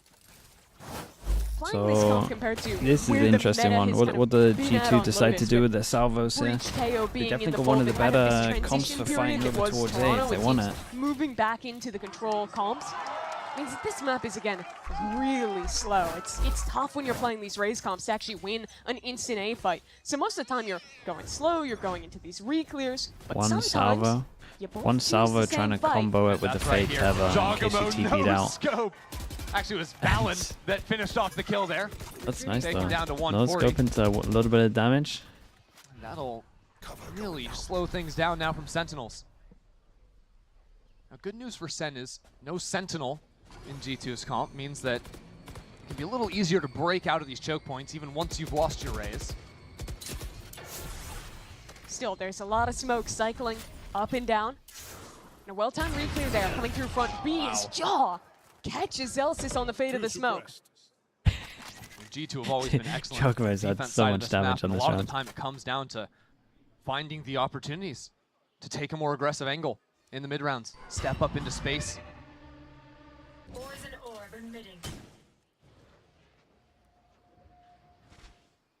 John doesn't have the tools to fight off the players on A. There's a world meme where Sentinels don't play this round. Yeah, I was thinking that. I was watching them just sit still for 10 seconds. You know, in the mid round, and it's then maybe if they got a like pick, they'd play, it's but not it's like over. they know, like G2 are not pushing you with, Most of the time, when it's a 5v3. It's going to be super they're literally slow, right? saving, Maybe man. one team chooses to They're go for an full early fight, saving. but most teams are not going to want to flip A fights every It's a single lot round. of money. But sometimes you So both make the G2 same choice, here you end up in one of those shouldn't early duels, hunt. and there it just goes a little better for G2. It's Jojima better- was so much more far forward than I don't think Should they Sentinels hunt? really expected. I do respect John QT You get calling for the full save here. 1,029. G2 No, will yeah, make they a should hunt. go They at should running hunt. things down. I But take it all I think back. a lot of the times in Valorant, IGLs on the attacking side are very reluctant But to it's just so call fine it that they quits, don't, because they you know? kind of keep Once all their things go economy poorly good. early on like There's that. also an wanna argument see that they more throw some of quitters. their guns away here, or you just do a late bonus. Yes. More quitters. Because you know what? It means that you can still play this next round, and I love that. It is funny because this just becomes a second bonus round for G2. Their money is going to be Yeah, no, ridiculous. they win or upgraded lose some in round guns. 4. Still got a Bulldog, still got an Outlaw, full armor on Sentinels, so... I think Make that's a couple right. little upgrades, so it's a bit better. But still, You got so they're much gonna be money, rich and for a it's just while. so impactful if you win this. Fighting into Mount. It's such a weird situation, that one. We don't really see that. First buy Valen rounds contesting more passively. against the bonus these 3 shots- wait, save, whoa, damn whoa, nice whoa, second damage. down on Little 10 dink in there. HP. Got dinked. That's That was the a dink. entry. And he's got a judge in hand too, so Raze loses like all value once you're down this low because, yeah, satcheling through a sight, it's hard to hit her.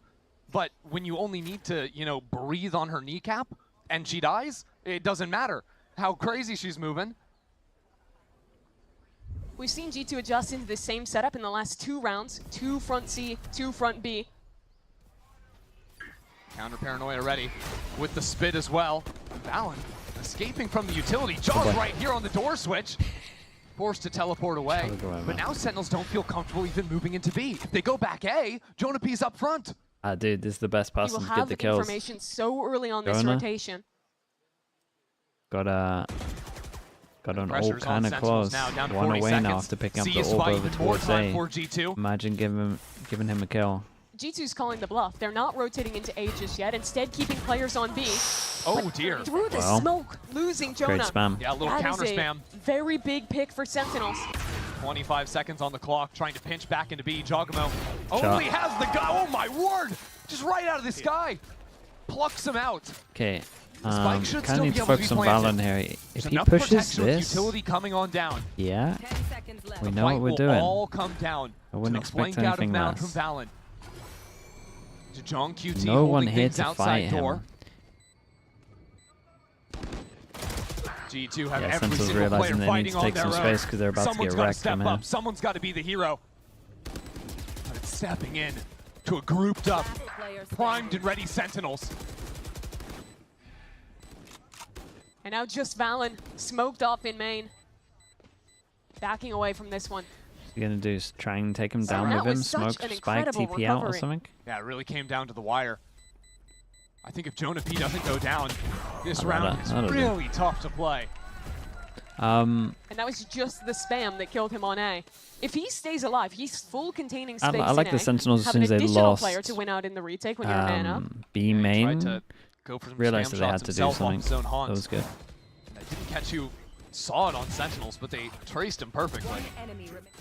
They I like the reacted call in the post correctly, line from yeah. Sen, though. They expect some kind of flank coming in, so decide to fight forward into heaven instead, get the pick there, and then that is a complete breakout from the site.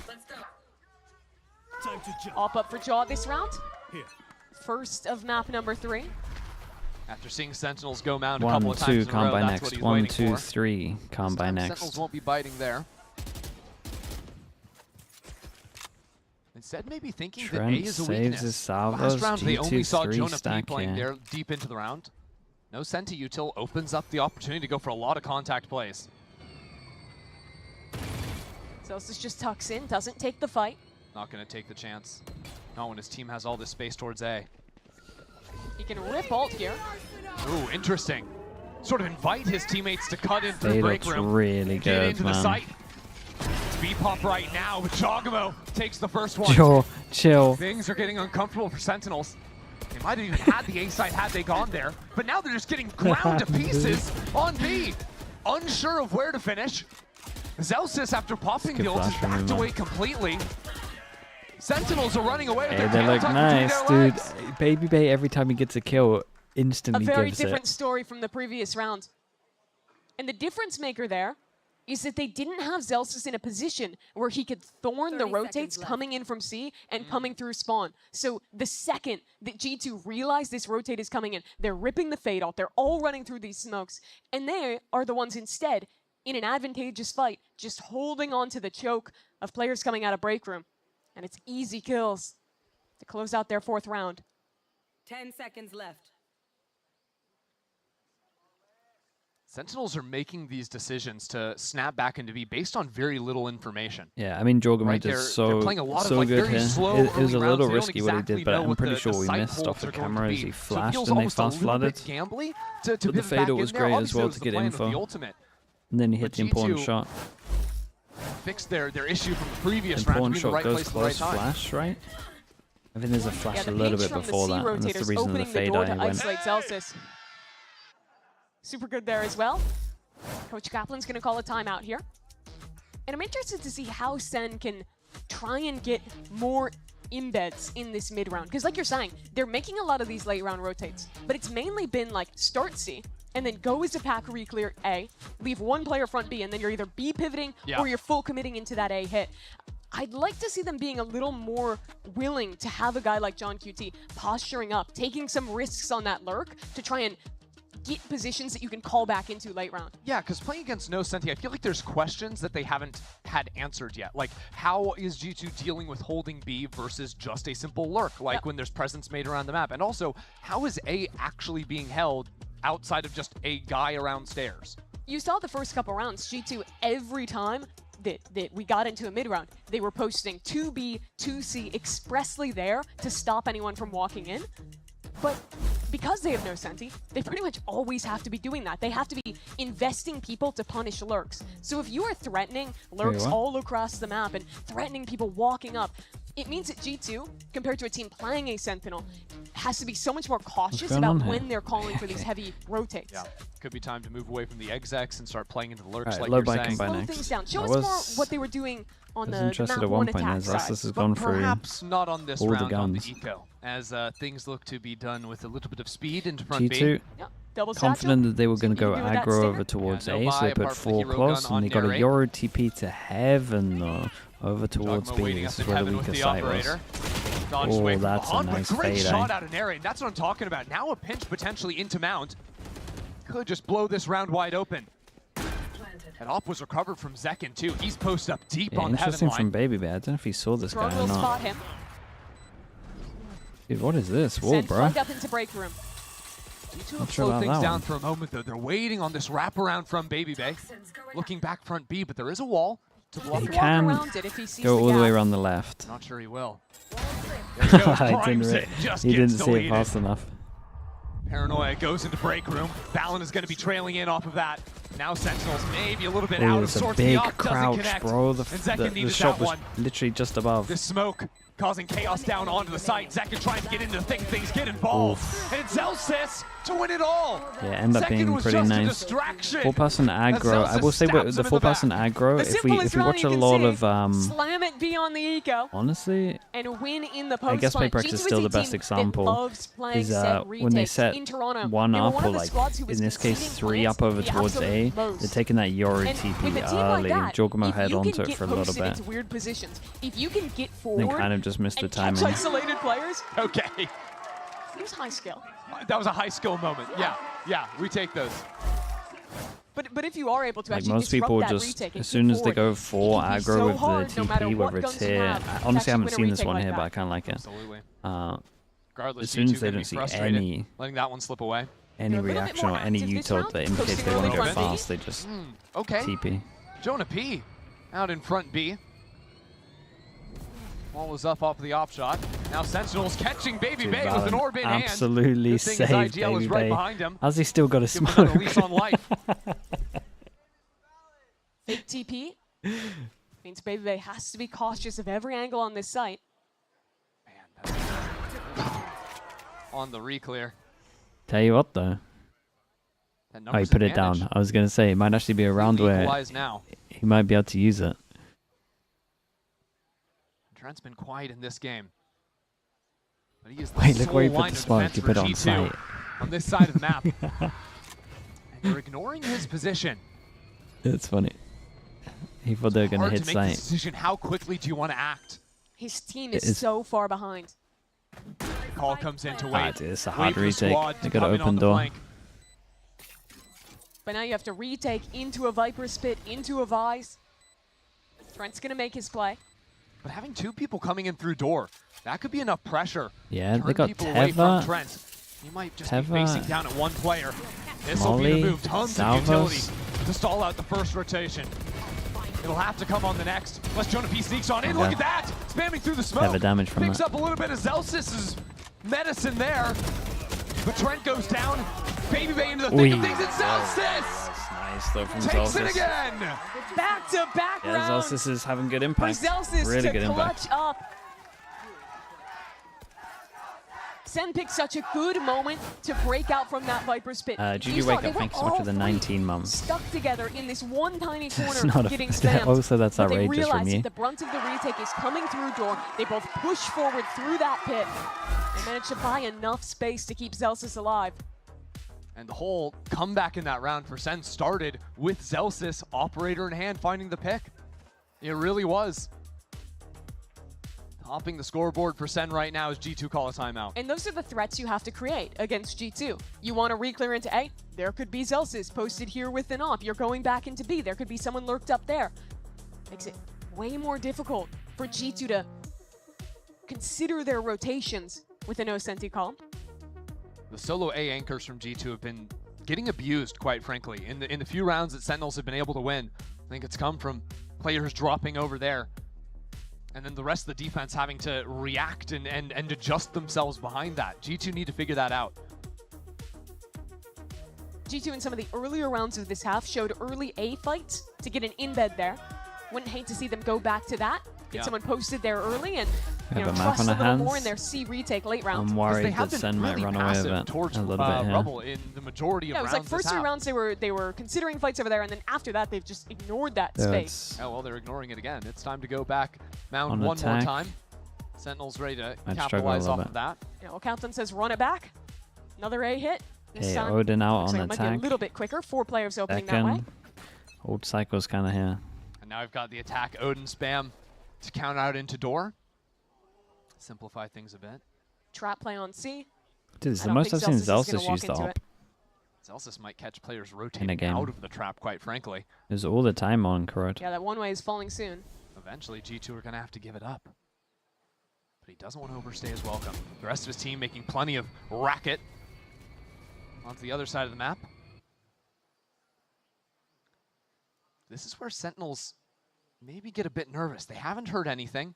They need to find some piece of information before snapping anywhere, because this trap, it could just as easily be A. That's why they're so cautious. That's why they're bringing the Prowler over here for a little clear. Baby Bay Damn, dude, look at him. them. It's 7 a.m. somewhere. He's showing up. Yeah, And now the rest of there's G2 guns down for rotating them into to the pick A up. side. Sure, Sentinels have the guns. Baby Bay 4 now, but a paranoia catches onto 2 he has players. an Odin.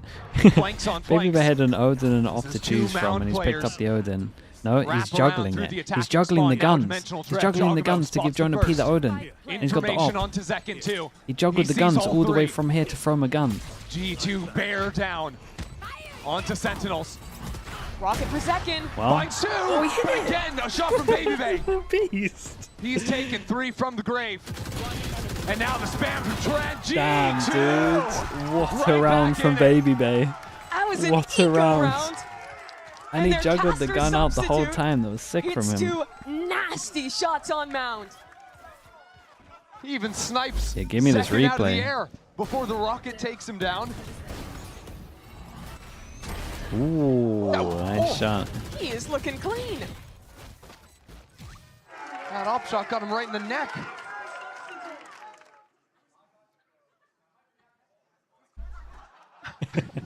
He's so loud, the people in the venue can hear him on stage, like just talking And that's at a why they were normal laughing. volume. Yep. This guy does not stop projecting. All right, here comes that Rebel fight. It's gonna be big. Out of the timeout, missiles to break the door. G2 fully committing into it, and the missiles get a kill for the first Damn, time. Fader now is the Hawks incredible. line them Oh up my god, for the that's a IGL. shutdown over towards G2's leader A. entrenched with another Dude, double missile salvo. kill just to Salvo, the eviscerate Tevra Sen. once they commit, and then Statement round salvo for for G2. anyone that's sticking Win around. the eco, out of the timeout, adapt into the A fight, and play it perfectly. And they're showing why the Teo still has some value, even now. These players are running out. The missiles force them forwards. No one's watching for the haunt. And it's all Valen. He's pumped. I don't know if I've ever seen Cap snap a faster timeout coming out of this one. Instantly. Yeah, well, they feel like they can't go Valen aggro is A, sitting that's at for sure. 12 and 3 right now. They can't kill him. Has the read on the start of the round. Who's Has now the bold shots to enough from back it up. Sentinels to call This to is coming do an right when aggro A Sentinels were again? finally getting their feet under them. That's what I You want to get know. ecoed, and you lose a Who's round bold in the enough to first call 10 let's go seconds. aggro A again? Money's going to be bad. And this Because half all I'm continues to saying slip is away. G2 aren't putting that much util on that A anymore. G2, you know, you'd think with losing so much firepower, having Leap step away from the team for a moment, that might hurt them, but you've Nah, got they're guys scared, like man. I see Valen him over just ready towards to C. step up instantly in clutch time. If G2 win this series, it's the ultimate proof to me of how good the system is for G2. You can get rid of your player who, in my opinion, is the best player on G2, sub in someone who has not played a Tier 1 official in 2 years and still win. That is a testament to how good every one of these players is. That is a testament to how good the leadership of Josh and Valen is. Do they even use They still util have here, to or do they close it out. just... And despite it being stingers, this round could still be scary. I mean, we've already seen 2 ecos this map. respect so though, they get on still the edge use of your seat, Tevra. everybody. They still use Sentinels Tevra Molly. moving in here to mound. But this pit is going to slow them down so much. Oh, will it? I don't know. Oh. The Nightfall. They don't care. Okay, Into it. low Just bind, seconds they just use into it. Maybe he doesn't care. the... That'll be one for him. Low Rest of bind, they Sentinels starting use to flood on the... through. G2 are here. Oh, the off is boy. waiting. Dude, it's so funny how much that eco round changed everything. I don't even know if they can close the gap to have favorable fights with the guns they've got. Like, look at how much money they have now. Narrate is the only one who has space really to get out. Finally enough gas to get that orb online. Don't get me wrong, Narrate has had some pretty gnarly rounds this series. But look how passive G2 is. They're just holding for a push on both sides. Yeah, they know they need to get a kill before they do anything. Then play your set retake and win the 5v3. Finally, it looks like Narrate's gonna give a shot at the plant. Maybe even just faking that. Flash and the haunt doesn't connect, so threat of the ping might have helped out a little bit, but it's not gonna mean much of anything when all is said and done.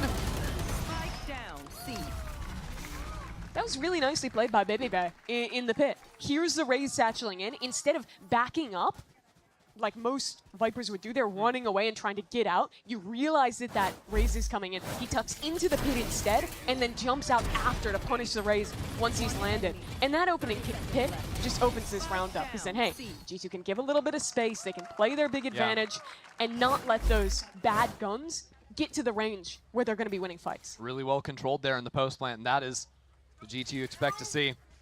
Now, guns for Sen. This is pretty much a must-win round. Worse than 7-5 feels real bad, and Jaw is challenging up. Right up there with the shorty. One no way, that was nice as well. Valen did really good to shoot the fast original Prowler as well. Otherwise, it could have been way worse. And, Celsius gets right back in. The high-low not quite there between Trent and Jonah P. Celsius has had a lot of impact in these mid-rounds. But G2 have great info. They've re-cleared front B. They know this is going to be an A hit, and rotates are already coming in. In the post plant, we likely see Steel Garden traded out for a Nightfall. Sentinels might want to get active as well. No, the Yoru's approaching from up high. Big pick. Absolutely massive. And now the ult out to secure the plant. Two players ready to play up on rope. And the Jonah's probably going to save his ult. Unless they get a pick. Available. The door is tapped. Here comes G2. Oops, well, what do I know? Valid on his own. Working off the utility, Jonah P opens up the first. Now finds himself down in numbers. On both sides, nowhere to go. Celsius with another 3K.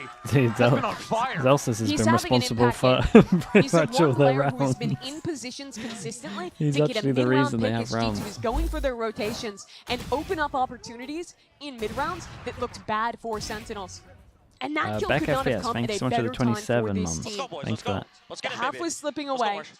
Now you win a rifle round, you maintain the chance to get 7-5.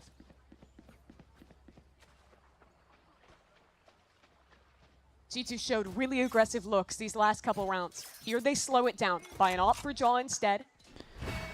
And temper Trent has ult, and normally they used to do a punish over towards here. Up in front of their own smoke. That was breach comp. I mean, and just spamming away at Baby Bay. That means the seaside open. There's no utility to slow them down. Valen not there in time. Instead, sneaking out in front with Boombot. Reveals his position. He's got to fall back to his team. Dream post plant for Sentinels. Celsius still with full utility. A molly on John QT and plenty of time to set up their crossfires. But it's uncomfortable to play on site. The Armageddon for Trent. A couple of missiles too. Yes. It is about to be unleashed. They're fighting up. They're fighting up. Pandemonium. Damn, they're fighting early, so we have to use it early. He's kind of locked him in though. Oh, it's a great stun. There's no other option. Oh man, Trent, that's a masterclass reactive ult. Trent already with 2. Sentinels now backed into a corner. Valen is jumping and shooting them all in the head. Trent here is so smart, man. That's so impressive. As Sentinels want to get proactive because they know the most likely the ult's over towards their C main, I guess, to left to back of site. They want to push waterfall, and then he insta just ults on them and stuns on top when they're trying to dodge it. It's so sick. Trading back through. So good from him. Thanks to some perfect utility from Trent, combining that stun with the ultimate. Yeah. Welcome to the team, brother. And they're feeling it. Welcome to the team. Just sit back and watch them win a round when you're dead. It's so sick.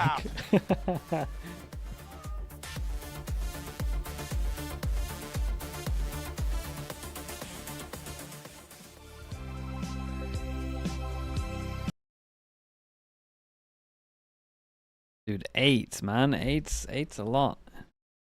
8's a lot.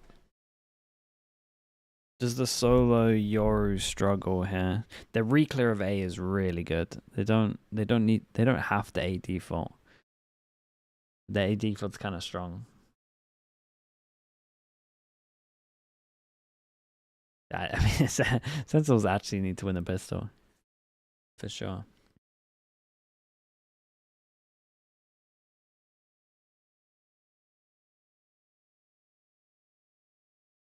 The thing that's funniest about this is there's so many Sen haters, and they must be loving this.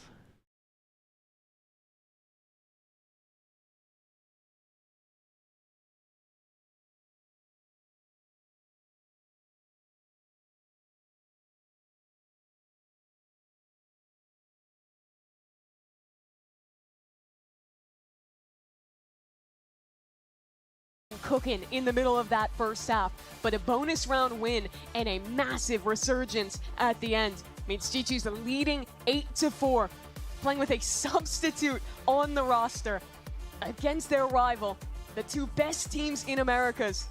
And it might still be G2 taking this Then they play Fury next. Just felt like every single time that Sentinels have been doing something right, Valen is just there to tell them it's actually Fury wrong. leave. He's sitting on a 4-0 KD right now, 16-4. Absolute unit. Pulled away from the conversation a bit this year. What have we got for a pistol? Last stage. I've lost track of pistols. I'm pretty sure it's 3-2. Stepping up when the team needs we had it. 1-1 every map. A win shot with the prime fink of the 16 months. If they lose this, winning becomes a challenge. That it will. Poison's off. The G2 never a team to reveal their hand too early into a round. Toxin screen down. Yeah, the high I or lower. actually get to see Baby Bay really test things on Baby A-lurks in this half. It's something we haven't really seen out of him so far in the series. Bay on this That's one. exactly how Leaf plays this agent. He's almost always challenging pressure up over into towards A, A. or challenging up into B. He's Gotta super get the info. proactive on these lurks. That's the info. Maybe Stays they'll try to do alive. the same, Yeah, but he not too could shoot bad. away instead. Yeah, 28 HP. Showed his hand fairly early there. So Sentinels hadn't positioned away. They had the double stack. Still, he has a contain on this area. Knows that no one has fought deep from Sentinels. Yeah, the rest of the team is being called in as well. As a matter of fact, Sentinels have islanded Zelsis just a bit. He's got a Sheriff back on stairs, so it makes some sense. Double Sheriffs for the Sen gang. You can pop a tail missile into B, open that door insta, and very quickly have a B split here. Yeah, then it all comes down to narrate, right? But how about Zelsis? What a game out of him so far. 3-3Ks, each one a round win. Puts his team in the advantage. Good, but Narrate getting a little active there, plays off the flash of his teammate, but flash. Isn't good for much. And everyone's in a position to fast flood. Here comes Omen, flash looks like it's gonna hit 3. No Does hit utility 3. to work Right, on. hit They 4. just going in, guns blazing. Just the near sight. And that might not be enough. These shots aren't going to find themselves. G2 finding one after another. Trenton one-on-one. Down to absolutely nothing.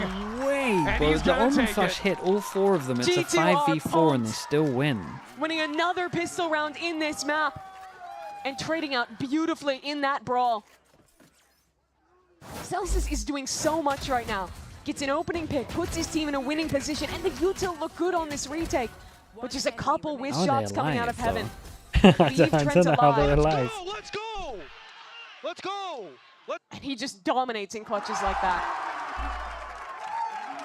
It's really just been a different vibe in this place since map 1, right? Map 1, Corrode kind of smacked him. We're not gonna, let's just ignore that orb. My Viper player. Yeah, not mine. But since what So G2 good. If he did to doesn't tell Sentinels on anyone, Ascent, they might not they have notice just for a been little so bit. rowdy up there. They're Feels all like kind of just getting sitting the around one it. win under their I belt, think they've they're noticed. riding that wave, I think that his hype. team knows. Normally when you talk about like a rookie player coming into a team or someone subbing in, most of the time it's about like, hey, there's going to be a lot of pressure. You have to adjust to this. You have to shift the team's vibes. But I haven't been worried about that at all with Baby Bay because he's the ultimate guy to just slot into any situation. Something bad happens, he's laughing it off. Something good happens, he's screaming, he's building you up. It's clear he's done a lot to just help this team stay in the right mental throughout this series. Now they're ready to move into the seaside. And Valen's just racking them up. Crap. Does Baby Bay try and... It doesn't really there stop. we go. Calls his team back. Baby Bay on the lurk finds his with the wall bang. He gets 1 kill on an anti-eco and he's playing to the crowd. We came back from the break after map 2, and this guy walked out on stage and is literally just and he learned to the crowd, about the smoke and the eco, so it's fine. Yeah, he thinks he just won champs. And who's to say he didn't? This is the round that determines everything, though. If you're a Sen fan, walk in. Bye! Or buckle up and, I don't know. Baby Bay's got other plans in mind for the Sentinels. G2 early fight to take A rubble. They also show some presence front B with a Prowler, making Sentinels ever cautious of that B pinch. Sen has really good info right now, though. With their raise posted front B, still an early angle on C. They know that the heaviest front for G2 is towards A. And NRG, he's been really confident all series to just take swings like that and get an opening kill. Part of me is like, most it's people won't do kind of that. Crazy, but he's also won like the majority of the fights he's taking. It's like really bad if he does that and dies against a bonus round. Right. Getting the kill and suddenly you're in a winning position. High risk, high reward. Now has 2 teammates playing around him. Just that is actually pure madness from Continue Narrate. cycling the Viper wall as well. Early info holding here. I think they had early info holding off here. Angle here. That is a really cute place to play. And second is looking beautiful from it. Okay, and he gets his ult. There's some energy back for Sentinels. A 4K for their duelists. Okay, so we got Yoru ult against Ray's ult. Off of some and it's the perfect big buy positioning. round.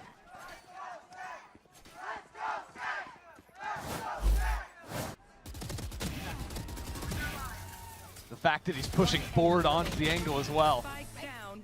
See every player on G2. I'm back.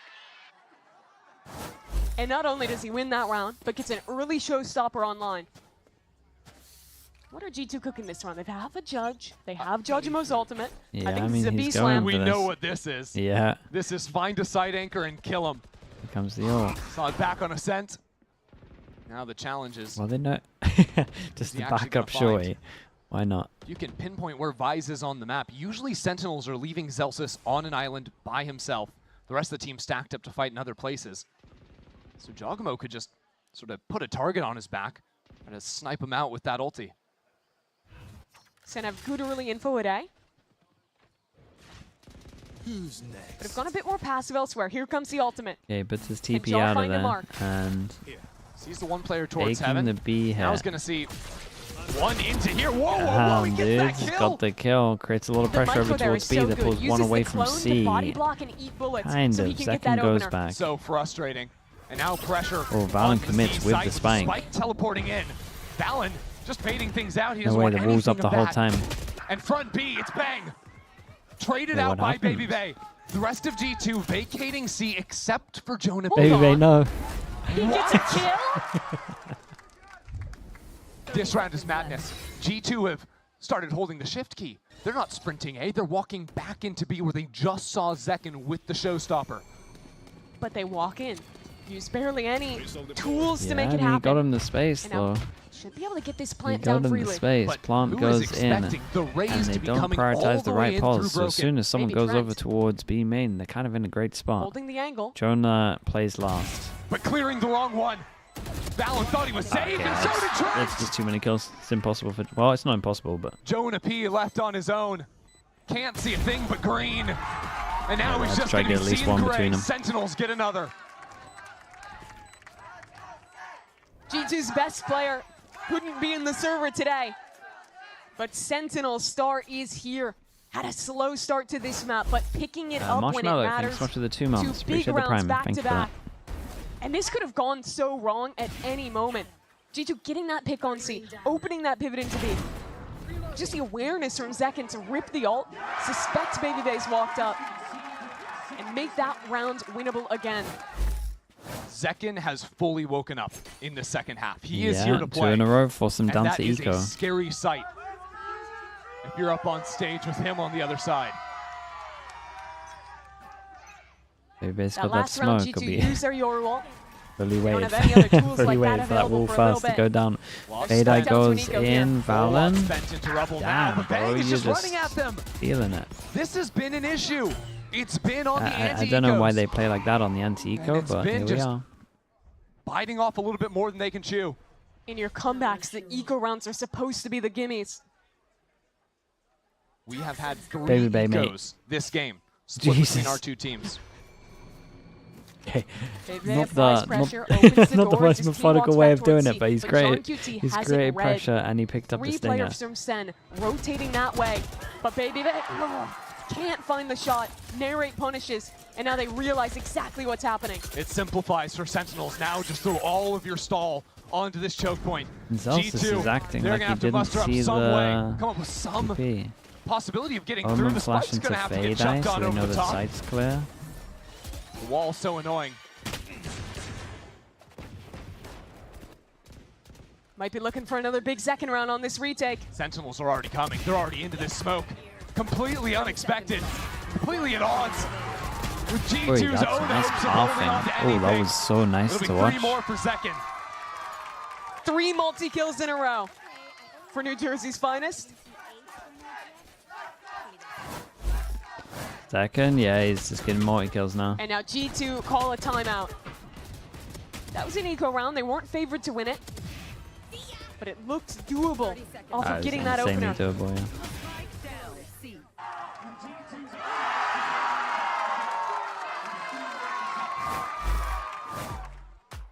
What do you think's going through G2's head right now? Coming after a couple of just wild rounds. These have been very chaotic late round situations. Yeah, where it's all been going wrong has just been in these retakes, and honestly, in some amazing individual second rounds.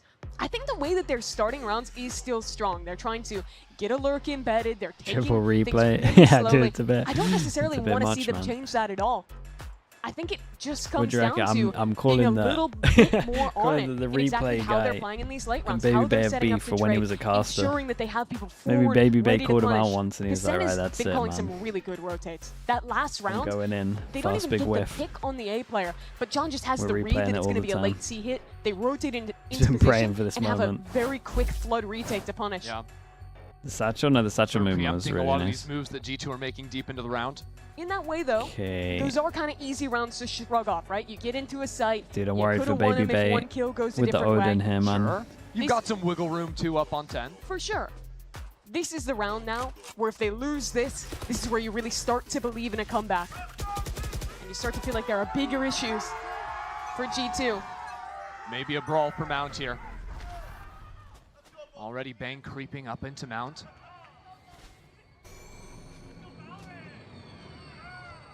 Seeing if there was going to be anyone front B. The whole time, though, G2 have just been waiting for this one way to drop and re-clear the space themselves. That'll be the util coming on through, but surprise, nobody's home. I like how proactive Zekan's been. Again, he's posting forward into B main, solo holding that space so his team can stack heavier towards A. Narrate is really trying to catch out Baby Bay. Playing super aggressively around the door, spending a lot of utility into it. Spending all the think if they util. can cut away Baby Bay, They're trying to bully it him. just solves the macro They're of the trying round. to bully It might him. just do exactly that. The paranoia into Odin span is a beautiful combo. Bob 200 with the prime. That's gonna Thank force you the so much. acceleration on the Appreciate other that. side Thank of you the for the prime.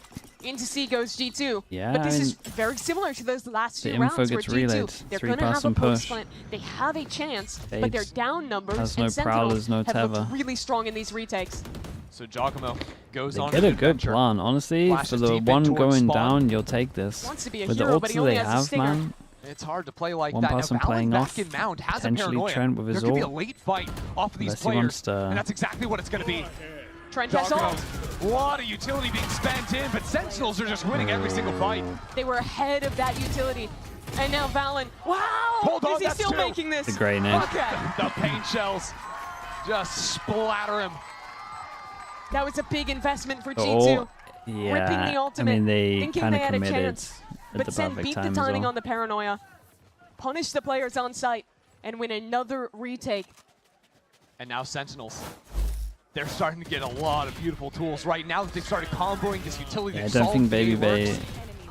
They can just play in these I think team if they're fight going to keep going for situations that they Baby were so Bay, he successful just with needs back on to Corrode. They head into chill a this bit. next round with a showstopper and a Nightfall to pair. G2 need to change up how they're playing A. Yeah, they're this gonna makes sense for G2 to just go full aggro A. They can't get punished. It's going to be a brawl. And a paranoia right off the rip. It's a beautiful read out of John QT. Valen calls them to hit the brakes, back out of that space entirely. They didn't actually use any util. They still have paranoia. They still have full Teo tools to re-clear. But instead of going there, they're going to put some pressure back in towards B. The issue is they haven't dealt with the Rebel player, so Sentinels have left Bang on top of that, have now moved everyone that was in the A fight onto B, and are ready to react to whatever G2 is going to throw their way. So, do they call back into an A re-clear? Looks likely.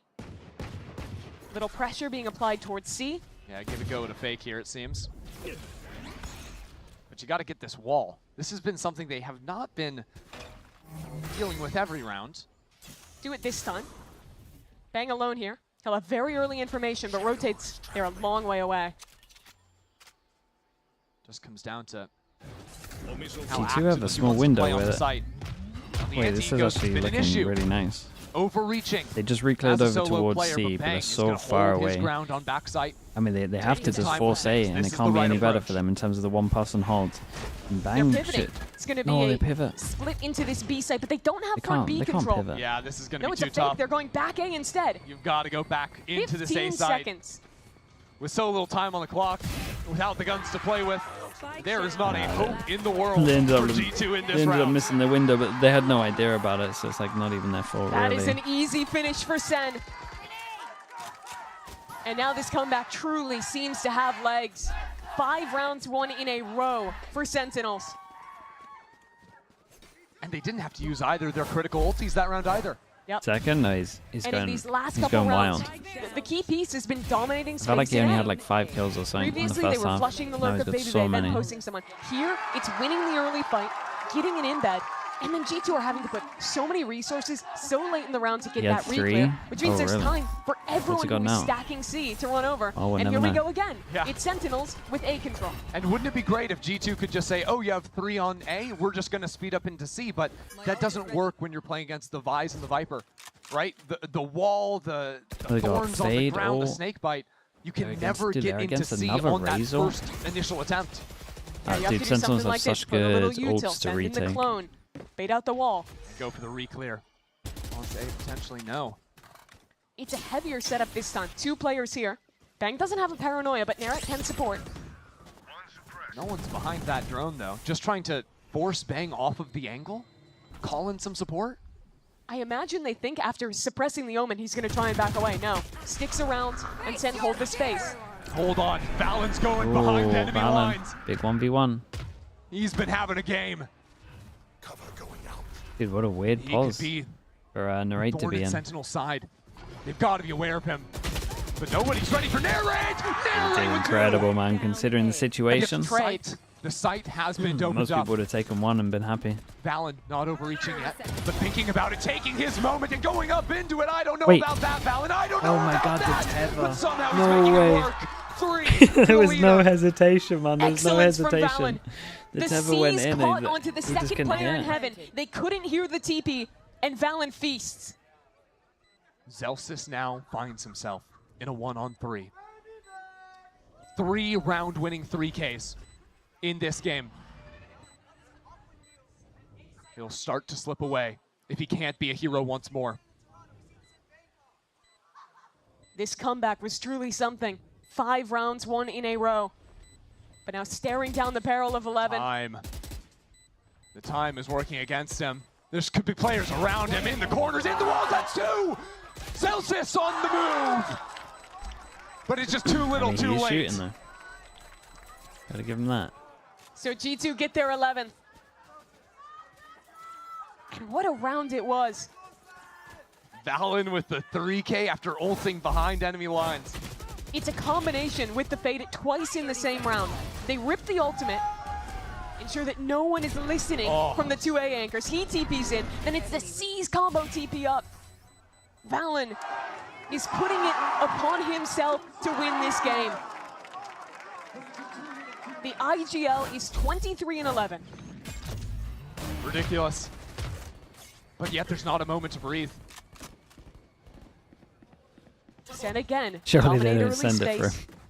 Embed someone mount, and embed someone front B. Okay, they're going to keep it nice and simple on this one. See Sentinels is playing retake. Now.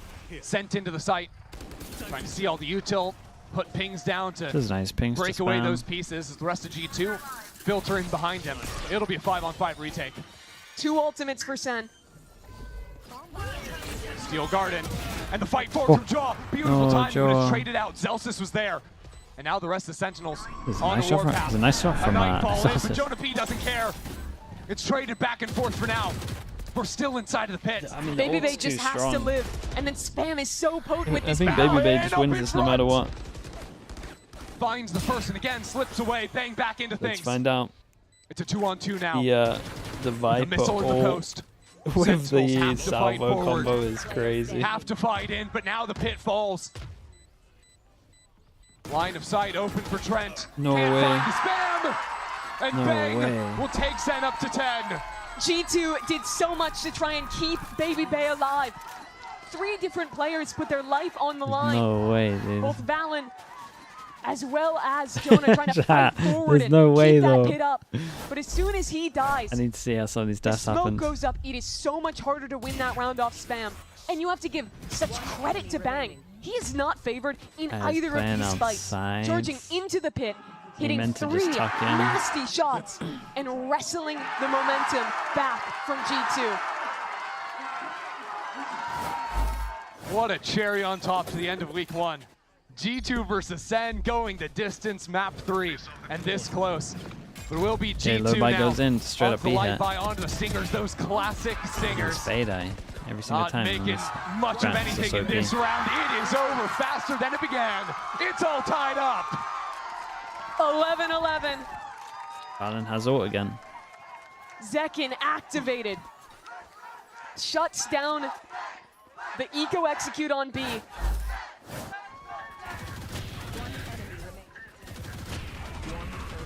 And now the onus switch is over to G2. Dude, what's going on back there? We're taking good care of him now. Sentinels winning 7 of the last 8 rounds. Dominant on this second half. And it's nearly the end of the road. It is time to show up. John QT already puts down the pit. He's just walking out on the site. He's past the pit, but he's alone. Oh, John just off from clearing him out. Now his position has been honed in on. Trying to make sure he can't get back into that. Still Hunter's approach from G2. 3 on the site. No, he's back down. The spike has been guided in, and Zekin is down low. The difference maker in this second half. He has stepped up. Sen give up the pit. They it's hard for them to plant. They'll play a full 5-on-5 retake. What are they going to do? Smoke heaven, try G2 have plenty of time double swing this, triple swing this. Waiting for those smokes to refresh. There goes the smoke heaven. Waiting to get some pressure back on the site, but Sentinels are using their own util to stall this out. It might be time to look for a little fight, and Celsius is waiting for him. Sentinels have opened up well, and are continuing to do so. Spike is committed, that one flash is incredible. Open. It's a mess for G2. It's good damage though, look at the HPs. The sole survivors here. The spike is down backside. There's an Omen ult to get it, but Valen needs to get out. He's gonna try and run to B, ult for the spike, and pivot. Ridiculous, it's a fake. It's a complete fake out from him. He's gonna grab the spike, cancel, but still be back in mount. It's really nice. He could even throw the spike over to Jonah P to grab a nightfall. It's only Bang sticking around here on 40 HP. Like he was running over towards A and then the teammate opened door. Sentinels realize their error, but it's just too late. They're all so low. And now G2 know no one is coming in. Look at the HPs, man. They're worried about their own backs. They turn around for it. Sentinels are just waiting. A smoke of their own. It's a guessing game now. Who will break first? Who is it gonna be? Eyes on Valen as they all come up into him. And now Jonah P. Damn, bro. Fair play to Sentinels for winning that with low HP. Sentinels have brought it all the idea from the way Valen. back. It was so smart. From 3 to 9 to 12 to 11, it is series point for Sen. They lost both pistols. Lost a bonus in the first half. But now a near perfect defense side.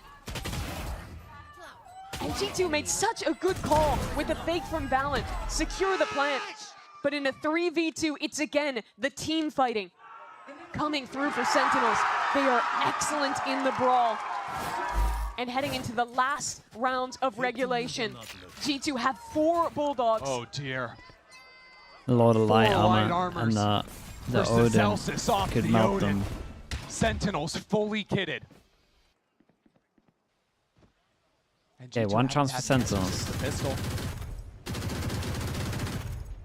G2, we're talking such a big game. We're having so much fun up there. Well, I'll tell you something. No, they were having a lot of fun. In these last few rounds. No, it gets kind of serious. Toxin screen down. Second alone facing front B. And Jonah considering testing him. It's time. This fight, good flash and a better it's a shot. Lovely pick. They can just group and use Fatal. So Valen gets a clean 5v4 to play with. Does Baby Bay calm the util? Yeah, he does. He comes up and they just cleared all the way over towards A, so there might be a stack on C right now. Pressure with the clone. Celsius lets the clone break his wall. TP back into A. 5 players ready. Bang and narrate. Want to get in front. As soon as this wall goes down, what an incredible shot. The flick is just immaculate. And he's out of there. Fatal hits one, but they probably think it's the fade. They might not think this through that. This is an incredible play from The paranoia Narrate. is perfect. Stalls him out completely. I mean, it's a masterclass from Bang. Playing back inside. Wait, this is a masterclass from Jorgamo. He faked like he was going door and then double back. Pushing forward, there he is. But it's all down to Celsius now. And what a game There's he's so many had. good little micro plays going on, Critical man. multi-kills have kept this game alive. A chance to do it again. Avoid overtime. He wants to end it now. But he makes a footstep, makes the drop sound. G2 know exactly what is up. We wouldn't have it any this little play from Jorgamo overtime for G2 versus Zen. Missed, thank Just you an so much. Missed outrageous 79 game. with the prime. Thank you so much for 3 months. Impeccable defensive sides. But it's G2 with 4 What a map to Bulldogs end it. It's a banger. to keep this one It's going. an absolute banger. I mean, that opening piece. Removing Zekken from the server. That's really what got it all started. We're back. See, it's a little milder. It's a little bit more reserved. But both teams have to keep the energy into OT. G2 start on defense. They were strong here.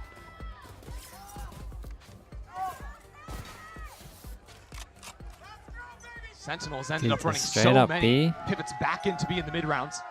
This time opening up strong front B. They have C control. They're going to open the door. Open, a trap Oh, play this door from open G2. is... No, not even hitting that, No. just They using the use the paranoia. paranoia. Yeah, That's a big tool gone for G2. That's gonna make Sentinel's head spin. What does that actually mean?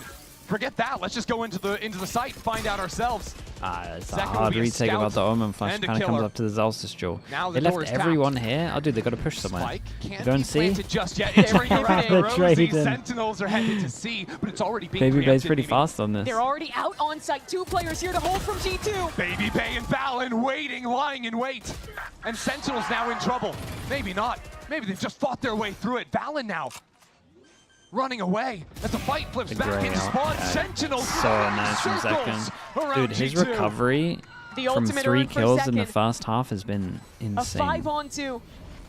And both players his from ult to G2 secure this stuck one. in main. The last round feeling like just a speed bump for Sentinels. And we're gonna cement that fact. Again, Sentinels on series point. Sen have been immaculate in the team fights all game long. In that round, it's a full-on B execute. They're on the same page when they pivot into C. They're on the same page when they fight main, when they then go and fight into CT. All of these decisions, all of these changes are being made so quickly. But Zekken is on top of it. 3 kills for the duelist. Again, the glow up at halftime from Zekken. Now, timeout. literal mirror with Valen in terms of scoreline. What's he got in mind for the timeout? That's been the difference. First half was Valen, second half was Zekken. But all the while, the mind games working between these two leaders. Timeout for G2. What do they do on their attack side? They struggled to control space in A pretty much the entire half. Yeah, because it's been such a defense-sided map. The fact that we're having Sentinels win on attack immediately in OT. Puts you in such a bad position if you're G2. Rough. It is real rough. So the G2 want to try and fight this space early, go for a re-clear. You see it again Ray from with the Sen. Odin. They're sticking to their plan, fighting early for A. They will not allow a lurker to embed.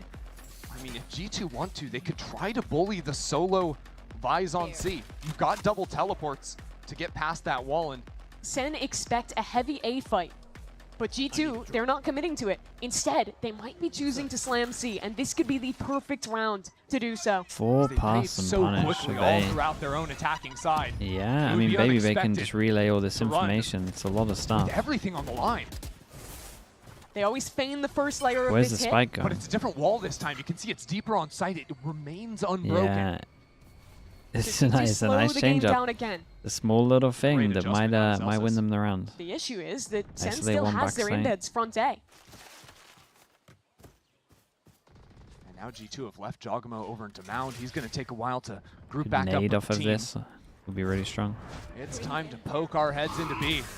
Zekken is there. Zekken on the offline, harder for G2 to deal with. And now with the wall being cycled up and down, they call to give it up. G2 has no space right now. Made it on the clock. They're Oh, dude, finally they got one of the best gonna have comps to re-clear though, right? But they also remember there was no wall over on the C side. They don't even know necessarily that Prowler's Vise been is there. They might think she pivoted into B or something like Okay, that. here's the potential re-clear. They spot one 40 close. seconds left on the clock. And they know, It's starting dude, to get Trent's, a little bit dangerous. Trent's got a big mission The here. Viper rotates into C. Oh no, and now the utility They're only just showing cycle one. up. There's Ah, the first dude, they're volley done coming down. for. Jogamo is They going to are have to take it. done Jogamo's for, going to have to get it all unless... done. It's all I was right going to on say, him, unless he's good for it. Jogamo wins that duel. G2 have pathed the way into the site. Continue to flood in behind. Another retake for Sentinels. There's no way, man. This time down numbers. This time no Zekken. And a long wraparound from Trent. He was thinking about the flank. Junction G's already on site, though. Sentinel's not wasting any time. And narrate. That's one. Almost another. Jogamo needs some help. Send help for the man. It'll be there. He knows. He knows where these players are. He's done good to bring it down to all on No his way, man. Narrate takes it. Sentinels. Okay, it was a banger map, G2 though. It was a banger in week map. 1. What an incredible way to Banger end map. it. Dude, A 1v2 they clutch shouldn't for have had a Narrate. chance even in this round, but Jogamo won such a And good duel. massive recovery. Sick recovery Down from 9 Zekken to 3 especially. at the half. And Zelsus Losing had the good pistol impact to kind round. of just keep him in the first But a half, to be honest. resurgence from Zekken. Some incredible I would have been so fun my reads pick'em's being from wrong John here, on I'm the not gonna defense. lie. Well, I And they wanted bring to it win for all Baby the Bay. way back. What a moment there at the end, keeping the crowd quiet until he pops off himself. Really nice stuff at the end of the Red Bull clutch from Narrate. It'll be Sentinels going over to shake hands, hugs over to G2 and Baby Bay. I mean, that was closer than I think anyone expected. But at the end of the day, it will be It really Sentinels was. taking It this really, one home. really was. This was the game they needed to win in the rivalry. Been down 5-1 in Americas thus far. Now getting that second win on the board and starting this stage strong. Just a sweet match. I'm not even gonna lie. I cannot believe that G2 with Baby Bay brought Sen to OT on map 3. Kegs, thanks so much, But bro. it Appreciate that. happened. Hope They stream was proved some good, dude. tenacity to pull it out in the end. Thank you for the raid. Thank you, thank you. And you know, it might be a while since until we see these teams compete against each other again, but very often and very likely we're going to be seeing them in some upper bracket finals, some finals, things like these. They are still looking good out there. How many games to Sen Looking need back to at this win? map, Let's find out. Not too G2 many. really started things I off think it's so 14 strong. 16-4 to on qualify. Valorant. Come on. Yeah, he was having a beastly performance. Some of these Early. rounds, I mean, the double TP into Heaven on C, but still Is this not enough. updated? It was all No, about yeah, this Zekken is and updated. OT. 2 His more. movement looked 2 sublime more. on the raise. The team play was They're on pretty point. much fine, dudes. There were some questions, right, If for a they're Sen out coming here in with winning this. not a lot of time to practice, coming into a new meta, having to play a new map. Who have They we looked got? great on Corrode. Yep. Loved that neon comp from them. And show up here on what has been their opponent's best map all year. And best them. And then they just need to win one more. These are two teams that are only going to get better and better as the season moves on with so little time to get ready for things right at this one. It's fun to see them showing and setting such a high bar initially. But at this the end one? of the day, it is Sentinels. Yeah, dude, it's way closer and, than I thought. Way closer. Saving their hide, I think, a little bit. They got the win against Baby Bay. The G2 aren't going to be able to hold that over their shoulders. We're going to send it down to Elizabeth at the stage for the Verizon post-match interview with Bang. Thank you so much, Ender and Mimi. And what a game we had to finish off week 1. Sentinels defeating G2, and I have one of the winners. It is Bang from Sentinels. Sir, you have some explaining to do because that comeback was crazy. I have 2 cards in my hand because I didn't know who I was going to interview. Talk to me, how did that comeback happen? I mean, we just stayed into the whole time. We never gave up hope. I mean, there was a lot of rounds that we just made mistakes and it like caused us to lose them.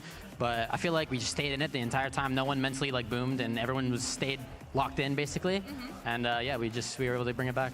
Well, something I want to ask you also is the Sen G2 quote-unquote rivalry. We use rivalry kind of loosely. Do you think it's a rivalry? Or are you kind of over that? I mean, they kind of just whoop us a lot of the time. But I mean, we played them with Baby Bay. Obviously, it sucks not being able to play their full 5. It's a really unfortunate situation for them. Yeah. But I mean, I'm really confident that next time if we ever are able to play them again this year, and we play them with Leaf, we'll also beat them at that time. But yeah, it's an unfortunate situation for them, and I'm glad we got that one. And of course, we send our well wishes to Leaf, and we hope you come back to the stage soon. I do want to talk to you about VCT A player 1, Andre, Baby Bay. What is it like playing against him? Do you think he still got it? What do you think? I mean, I don't miss playing against this guy since 2022. He's still nice with it, I'm not going to lie. There's a lot of rounds he just did some hero stuff and saved them. So, I mean, honestly, he was really solid. I'm going to talk about Postmasters Toronto, because one of the things you said, I think, in the package we had before that was that there was a lot of kind of like you discovered a lot about your team, like kind of like rebuilding a lot of the relationships. Can you get a little bit more in depth about that? What were the conversations after Toronto? What did you guys want to work on?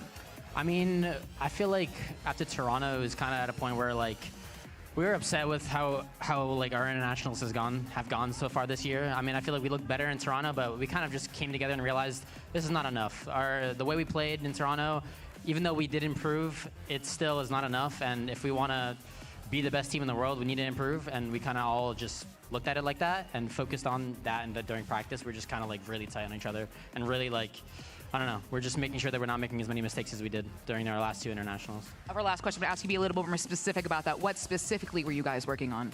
I'd say just like, honestly, mostly just team play. I don't really think we really care too much about if a decision, like a team decision is made and it's bad. As long as it's a decision that we make and we all follow it together, that's what's the most important thing. I think that's the biggest thing we worked on. Well, give it up for Bang one more time, everyone. An incredibly hard-fought victory, but we have the Match Point post show with some of your favorites. It is Zegan and John Cutie. Thank you so much. Okay, chat. I'm gonna go get some sleep. Who do you want me to raid? Who are you raiding? Thank you so much. Thank you so much, Izzy. Yeah, welcome to Match Point. We do have a couple of special guests alongside Alexis. Thank you for watching here. Winners who just came off of a 2-1 hard-fought win. What do we got next? We got Plat Chat tomorrow, and then we got. And look, we can talk about the series that just took place, but I want to break down a round that you guys played earlier today. We might be able to catch the China game actually on Wednesday as well. It's actually round 12 of Corrode map we hadn't seen in Americas. I've seen you guys have an official on, and I just want to get a little bit of your thoughts, particularly you, John, on the why, on kind of what led to some of these calls and things like that. Now, this is last round of the half. You guys are stomping, but a lot of your focus had been mid up until this point. What was the reason for the heavy B call here? I mean, we figured we kept winning mid against them, and they had no like answers. So like logically, they would like focus on mid, and B would be weaker. And there's pretty much just a set B exec. Right, thanks so much, everyone. Thank you. I appreciate you. Thank you for watching. We'll see some of you tomorrow for Plat Chat if you want to watch. Did you have a plan going into it, like expecting the Vice to be there? EMEA in Americas. No. It didn't really matter who was there, because we had like such a good exec. Yep, thanks so much for watching, guys. Thank you. I will see you to cover. So it did not really Wednesday matter. for the stream. I think we have China, then EMEA. Yeah, it's like a drilled exec, and then after that, Pacific starts back up. Is just very strong from us. Yeah, pretty soon after. Maybe it's Friday for middle Pacific. Of the map. You mentioned earlier you guys have been fighting for it a lot. You've been winning a lot of those fights. Peace, everyone. Peace, imperative do you think that is to having watching. control on the attacking side? Really, I mean defensively too. It's Friday. How important is the middle of the map here? All right, bye. I mean, it's very important. If you look at the layout of the map, it's very like long rotates for defense if you don't have mid control. YouTube chat, thank you so much. As you can see, like, I will see you all soon. All the subscribe teams if you can. so far, I'd appreciate just, like, it. team fight mid. Bye. It's just like you need to play like kind of RPS